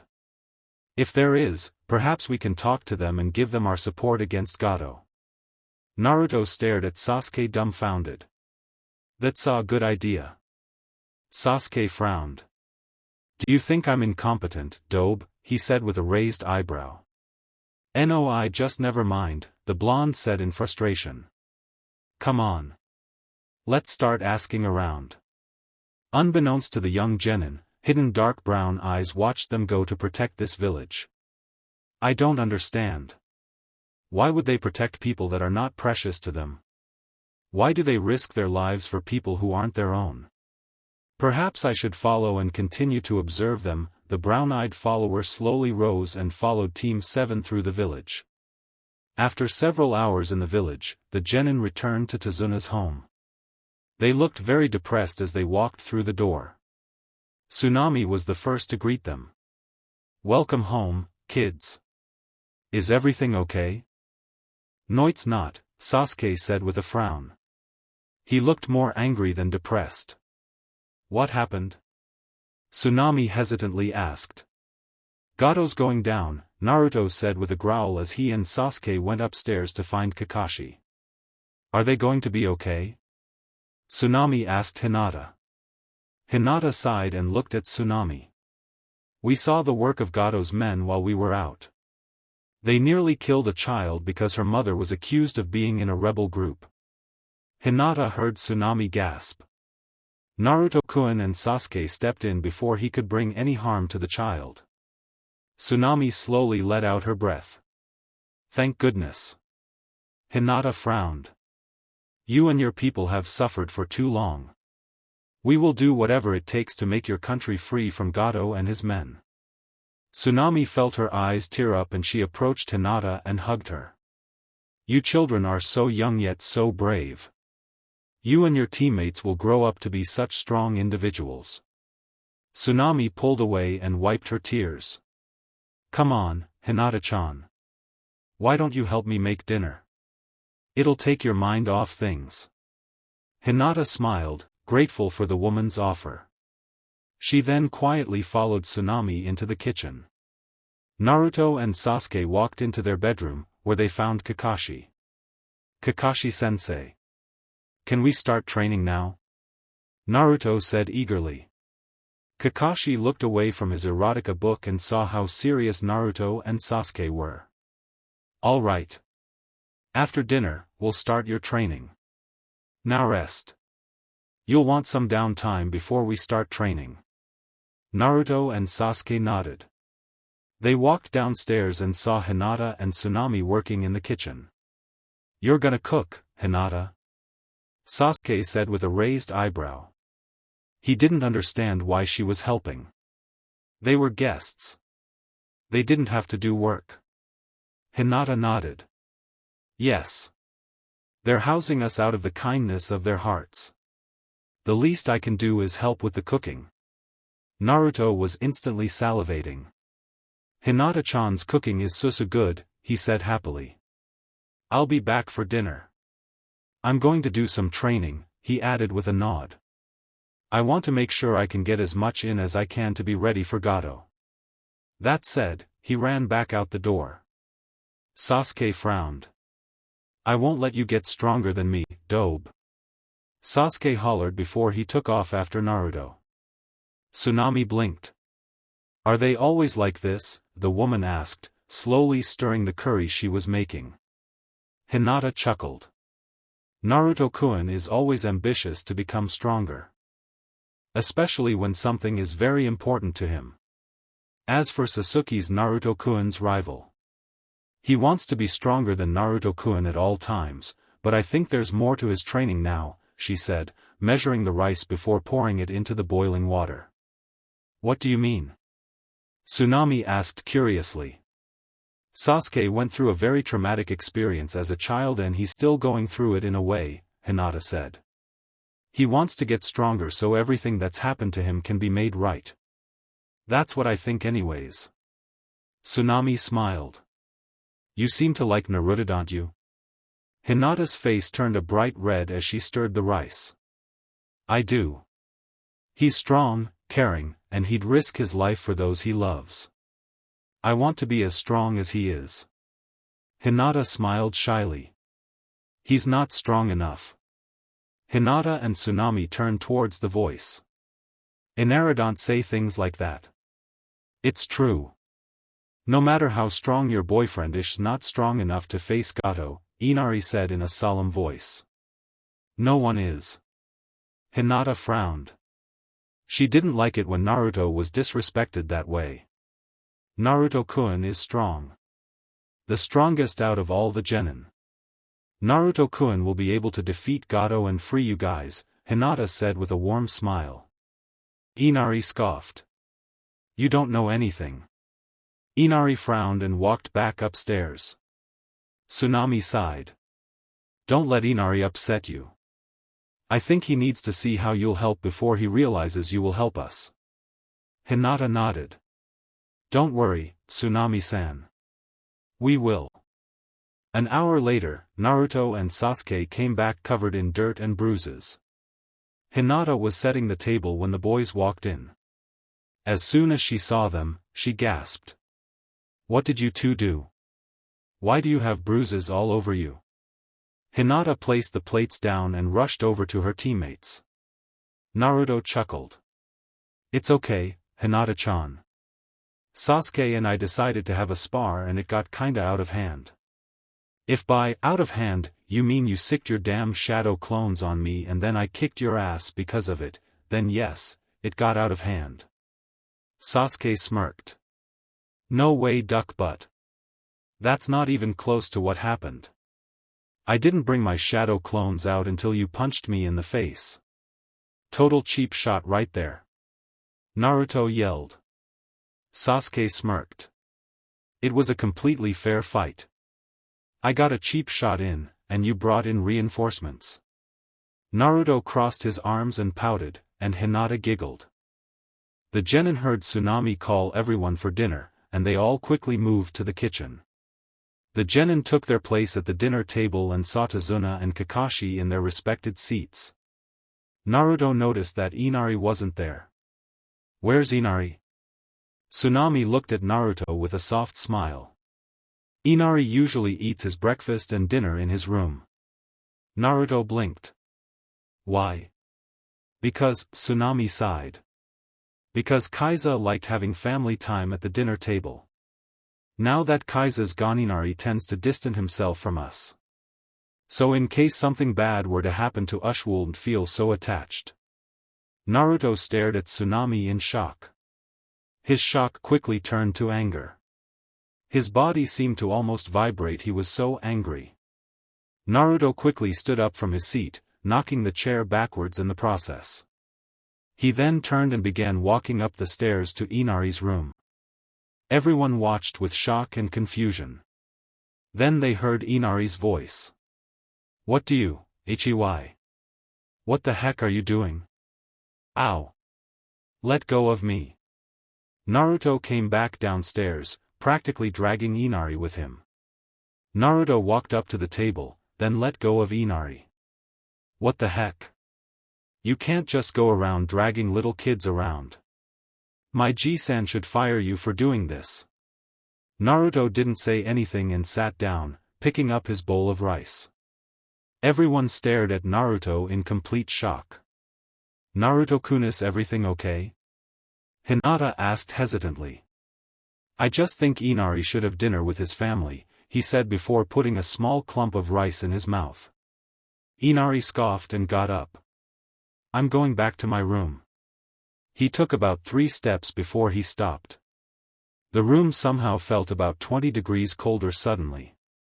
Inari turned around and saw Naruto glaring at him. What are you doing? Naruto frowned as he stood up once again and moved towards Inari. Inari was quivering slightly in fear. You're a spoiled brat. You have a family here that loves you and would give up their lives for you. One member already has, and you're just hiding in your room like a scared child. You don't deserve your family, he hissed. You better wake up, kid. Because before you know it, the rest of your family could be snatched away from you, and you'll have no one to blame but yourself. Naruto then turned away and stormed out of the house. Inari was on his butt, staring at the front door. He then turned to everyone at the table with a confused and scared expression. Kakashi was the first to speak. Naruto means well, Inari. He's just frustrated right now. Inari stood up and approached the table. Why? Naruto's an orphan. The one thing Naruto's always wanted was a family. To see you completely shunning your family over one tragic event, to be frank, it's pathetic, Kakashi said somewhat coldly before turning his attention to his food. Inari stared at the masked man in shock. I am not pathetic. Inari roared. I lost my father. How would any of you know what it's like to lose someone? He hasn't lost anyone. He hasn't had anyone. You guys don't know anything. Kakashi, Hinata, and Sasuke then glared at Inari. Sasuke then spoke. The dobe is right. You don't deserve your family. You lost a father. I lost my entire clan. Sasuke yelled, moving to his feet. I'm no longer hungry, he added before leaving the house as well. Inari was now feeling pathetic. He then looked up at Hinata. Are you going to say mean things to me, too? Hinata shook her head. No. But I want to tell you something Kakashi-sensei taught us during training one day. He told us those who break the rules are trash. Those who abandon their comrades are worse than trash. Your family are your comrades. Hinata saw Inari flinch. Are you going to be trash, Inari-chan? Hinata asked quietly. Inari stared at Hinata with wide eyes. He then turned to his mother and grandfather, who were giving him warm smiles. Inari slowly approached Tsunami, almost afraid to be near her. We love you, Inari. We want to help you get through this. We'll be here for you. For anything you need, Tsunami said soothingly. Inari launched himself at his mother, wrapping his arms around her. Inari then began to sob into his mother's chest. Tsunami hugged the boy back, gently rocking back and forth to soothe her son. Hinata watched the scene before her and smiled slightly. Naruto-kun, I wish you could see what you've done. You've helped open Inari-chan's eyes. Naruto didn't go into the village. He had traveled into the forest to do some much-needed venting. He ran, punched trees, and yelled a couple of times. He finally stopped on one particular branch and sat down. Maybe I shouldn't have said that to the kid, he thought aloud. I'd be depressed too if I saw my dad murdered in front of me. Naruto sighed and rested his back against the trunk of the tree. Maybe I should go back and apologize. He looked up at the sky and sighed again. I'll do it in the morning, Naruto said with a yawn. Maybe I'll do some super hardcore training, he mumbled. Naruto shut his eyes for only a moment's rest, but he was in an instant deep sleep. Naruto was still asleep in the tree the next morning. Hinata-chan, I want more ramen. Naruto went to roll over on the tree, but he fell out off the branch and plummeted straight down to the ground. Naruto quickly voiced his pain, screaming about how much his head now hurt. He sat up and began rubbing his head. Man! I can't believe I just fell out of that friggin' tree. God, I am just glad Sasuke didn't see that or I'd never hear the end of it. Are you all right? Came a soft, feminine voice from behind him. Naruto jumped in surprise and turned around. Naruto stared into dark chocolate-colored eyes. Yeah, I'm fine. Naruto then took in his surroundings. That's right, I left the old man's house last night. He then turned back to the girl in front of him. Sorry, I am Naruto. I'm Haku, she said with a soft smile. If I may ask, what were you doing sleeping in that tree? Haku said, standing up straight. Naruto sighed. I got into an argument with someone. I didn't think it would be a good idea to go back last night. What about you? What are you doing here? I'm here gathering herbs. I make salves that can heal injuries. Haku smiled. It's nice to have met you, Naruto-san. I must return home. My father is expecting me. Naruto smiled. All right. Bye, Haku. Naruto waved to the girl. She's kinda cute. But not as cute as Hinata. No. Why would you think that, Naruto? She's your teammate. You're a blockhead. She's the heiress of the Hyuga clan. She's too good for you. Yeah. Too good for you. Naruto sighed and made his way back to Tazuna's house. When Naruto returned to Tazuna's house, he saw everyone sitting at the kitchen table looking at their hands. What's everyone doing? Naruto was taken aback when Hinata suddenly launched herself into his arms. Wah! Hinata-chan? What's wrong? You're safe, she whispered into his chest. We thought something bad happened when you didn't come back this morning. She gripped onto his trench as she spoke. Naruto blinked and gently hugged Hinata back. I'm sorry. I thought I should let everything cool down before I came back. I planned on coming back last night but I fell asleep in a tree, he said calmly. A tree? Sasuke said, staring at Naruto with a raised eyebrow. I had to improvise. Naruto frowned. He gently pulled away from Hinata and gave her a smile. I'm completely fine. Hinata blushed and nodded. I'm sorry, Naruto-kun. I guess I was just worried. Kakashi cleared his throat and stood up. All right, team. Now that Naruto has returned, we'll go out and train until noon. Then we'll return to guard Tazuna as he continues on the bridge. Finally, Sasuke said impatiently. Let's go, Kakashi said, leaving the house. Sasuke was right behind him. Hinata was about to leave when she saw Naruto walking towards Inari and his family. Naruto-kun? Just one SEC, okay?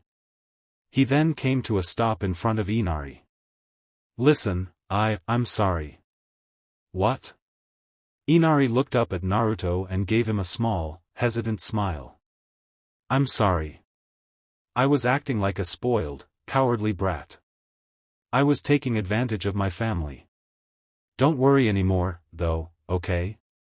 I promise I'll be strong and brave for my Oka-san and Ji-san. Naruto beamed at Inari. All right, kid. I'll hold you to that. And I'm sorry for exploding last night. It was totally not okay on my part. Inari's smile brightened. All's forgotten. Naruto smiled and walked outside with Hinata. Kakashi and Sasuke were waiting outside. Ready now? Kakashi asked. When he saw Naruto nod, he continued. Tazuna informed me there is a clearing outside of the village where we can train. Don't be so bummed, Sasuke. Not everyone can be as awesome as I am, Naruto boasted. His chakra control was better than Sasuke's. Kakashi had taught them the tree climbing exercise. Hinata naturally was the best. She made it all the way to the top in one try. Naruto made it more than halfway up the tree before he lost his control. Sasuke barely got off the ground. Sasuke growled. Shut up, Dobe.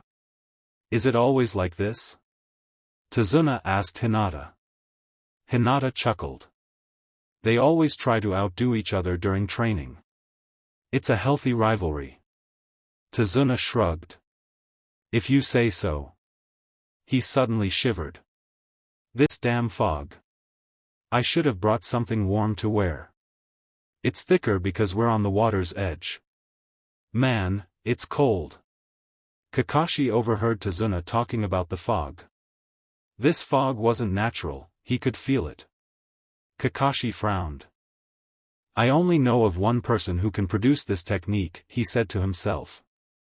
Everyone froze when a sudden sadistic chuckle echoed through the fog. Hatake Kakashi. What a coincidence to find you in Nami no Kuni. Who's there? Naruto yelled. Come out, you coward. Naruto. Shut up. Kakashi frowned. He was slowly scanning the fog, hoping to find some sign of the man hiding in the fog. Who are you? Sasuke called into the mist. He's one of the 7 swordsmen, Kakashi answered. An outcast of Kirigakure. His name is Momochi Zabuza, demon of the hidden mist. Kakashi growled. His eye then located the muscular shape of the man in question. Why, Kakashi? You flatter me. Zabuza chuckled. Now, isn't this a coincidence?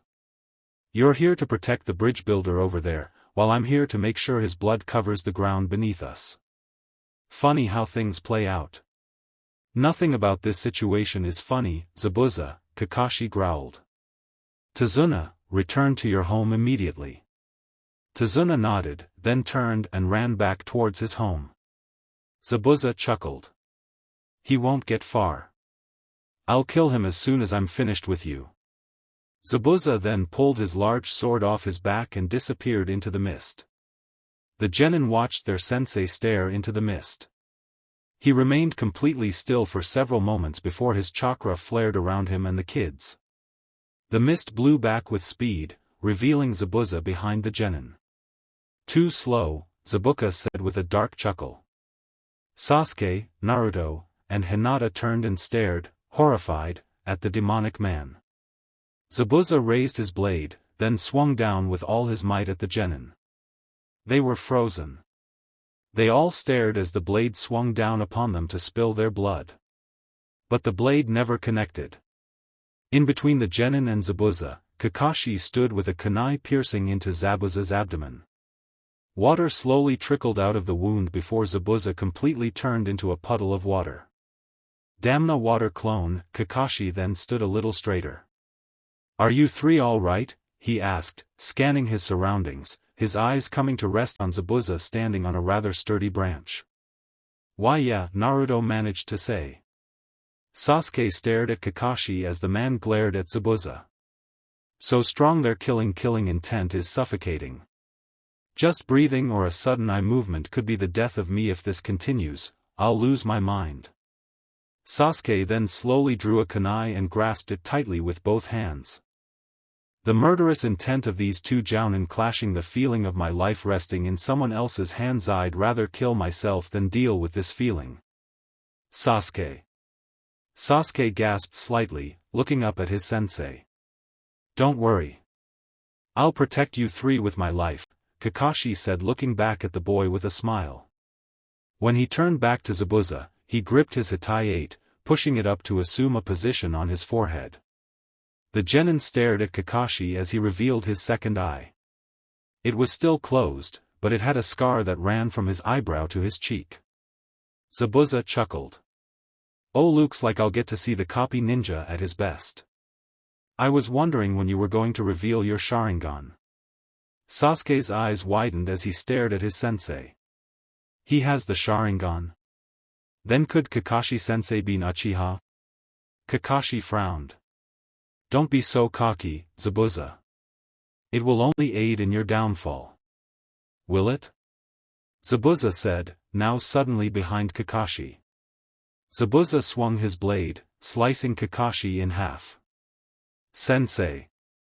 Naruto yelled in horror, but he quickly silenced himself when he saw that his sensei turned into a puddle of water. What?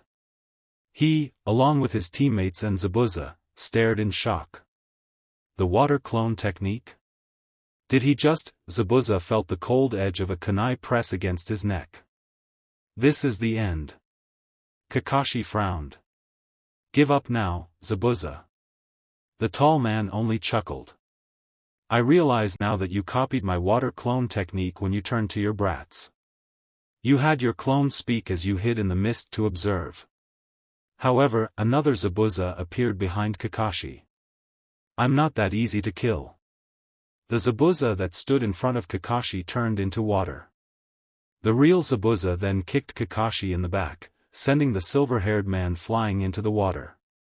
Zabuza approached the water and performed several hand signs. Water prison jutsu. A large orb of water then appeared from the body of water, holding Kakashi inside of it. Kakashi-sensei. Naruto yelled. Now what are we going to do? Run! Kakashi yelled from the water prison. You three need to escape. But what about you, sensei? Hinata called. They couldn't just leave their sensei behind. Do as I say. Run! The three genin merely stared at their sensei.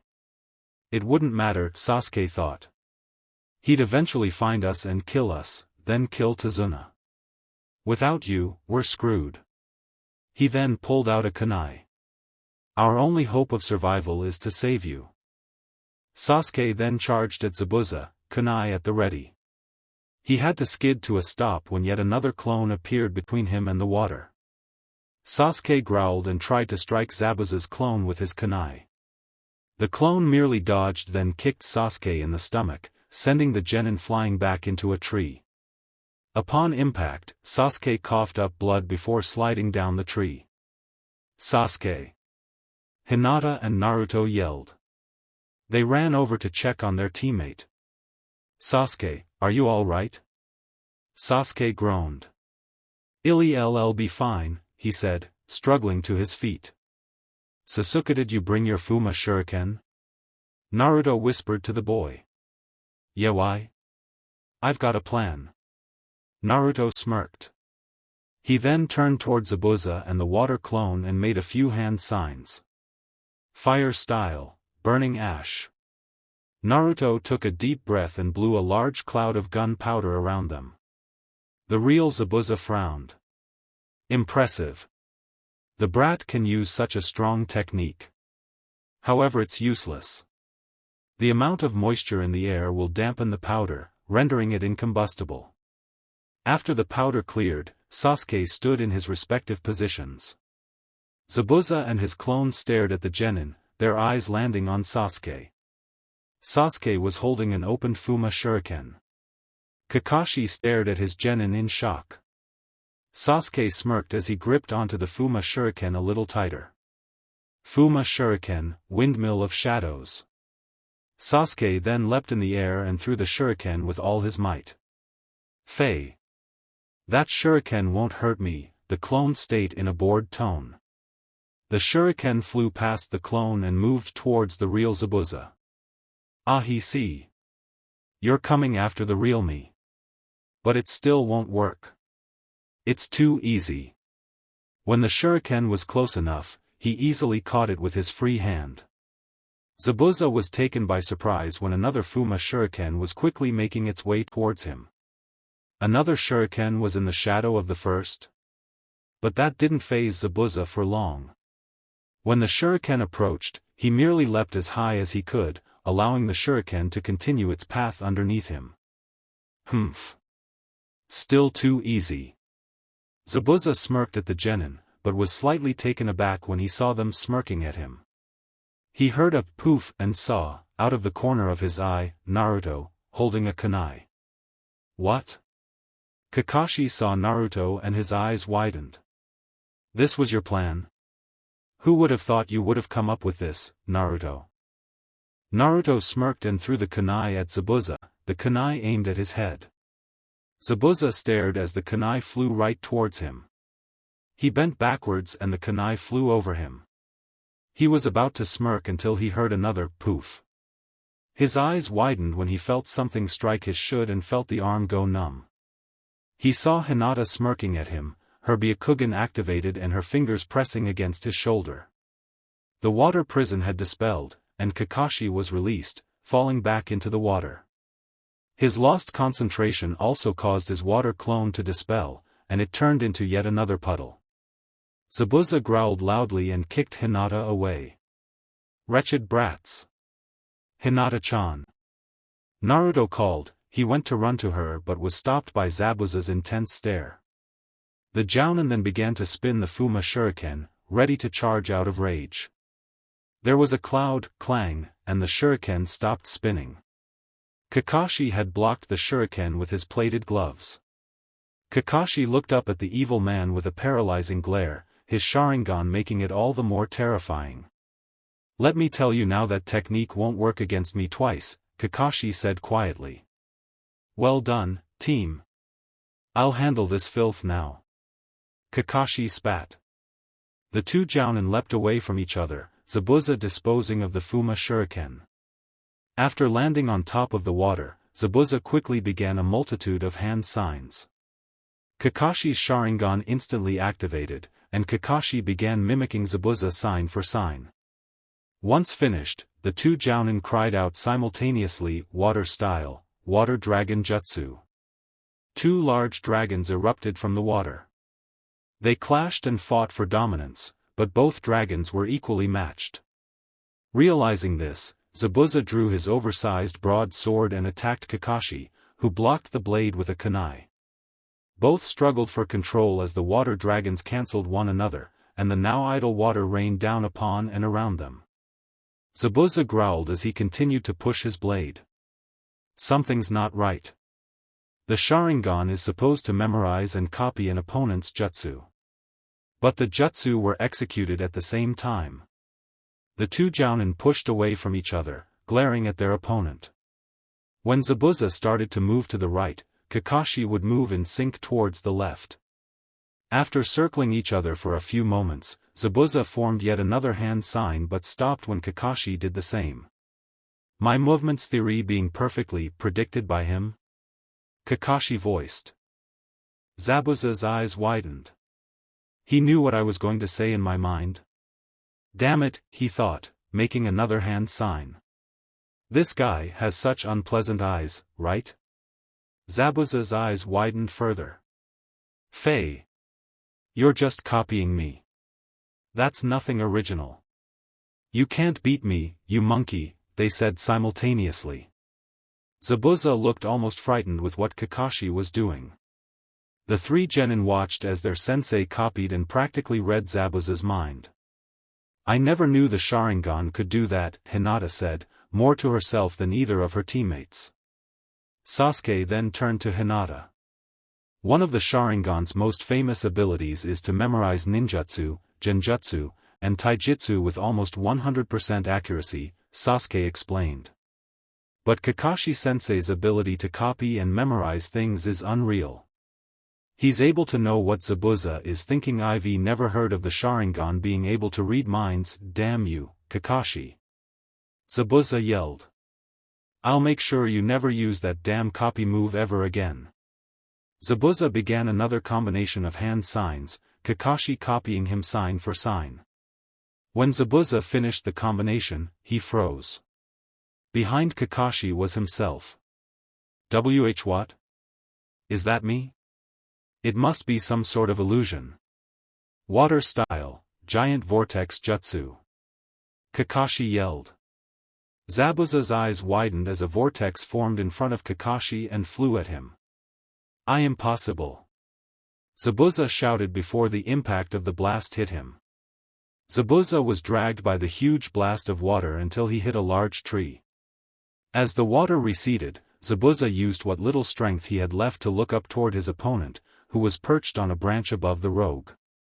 Once the water had finally gone, Kakashi addressed Zabuza. This is the end. Zabuza frowned. Why? Can you see the future? Yehiri going to die, Kakashi said, drawing one more kunai. Before Kakashi could deliver the final blow, 2 senbon needles flew right into Zabuza's neck. The jounin fell forward in a heap. Everyone stared wide-eyed as a figure came into sight. You were right. He did die, the figure's voice said. Kakashi slowly approached Zabuza's body, knelt down and checked his pulse. It's over. He's dead. He then looked up at the ninja before him. You're a hunter nin. Indeed. Momochi Zabuza is a rogue ninja in our village. I've been sent out to find him and dispose of him. He carries many secrets of our village. I wish to thank you for aiding me in his death. The hunter nin bowed to Kakashi, then approached Zabuza's corpse. What do you plan on doing with the body? Kakashi asked. He took in the hunter nin's appearance. The hunter nin was female by the figure. She wore a moss green, striped turtleneck sweater and a split skirt in matching color that reached down to her knees. On the outside of that, she wore a green and blue short kimono with white edges, and around her waist a green and brown obi, in the same fabric as her sweater, with a fringed trail. She also wore light brown platoon sandals with straps in the same color as her kimono and nail polish on her fingernails and toenails in matching blue-green color. The hair was pulled back into a white bun holder, her bangs hanging in her face and held by 2 metal clasps. Finally, she wore a white hunter nin mask with the Kirigakure symbol on the forehead. She hoisted Zabuza's corpse onto her shoulder and looked at Kakashi. I will dispose of it properly, so the secrets may be buried with him. She then made a hand sign. Your battle ends here for now. Excuse me. With that, the hunter nin and Zabuza vanished. Naruto, Sasuke, and Hinata approached their teacher, Naruto looking quite angry. What the hell? She didn't even do anything. We risked our butts to kill that guy, and she has to come in and steal the glory? Don't worry about it, Naruto, Kakashi said, putting his Hitayate back over his Sharingan. Zabuza won't be a factor in our mission any longer. We'll now be able to fulfill our duty without any more problems. I hope. But that hunter nin gave me an odd feeling. She was no ordinary kid. Kakashi-sensei? Are you all right? Hinata asked, going straight into caretaker mode.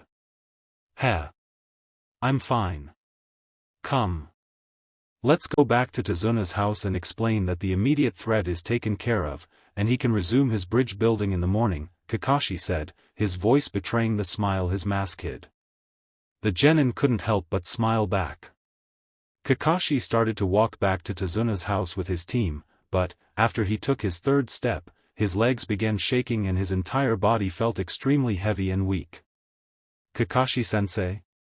Why'd you stop? Hinata asked. Kakashi remained silent. A few very silent, very tense moments passed. Then Kakashi's body gave out, and he fell forward, unconscious. Kakashi-sensei. Thanks for watching. If you enjoyed this video, smash that like button and subscribe for more content. Support the original author by clicking their profile link in the pinned comment of the first video of this series. They deserve the love. Want early access and exclusive content? Join my Patreon community, link below. Your support fuels these videos. Drop a comment with your thoughts, and I'll catch you in the next video. Stay entertained. Stay safe.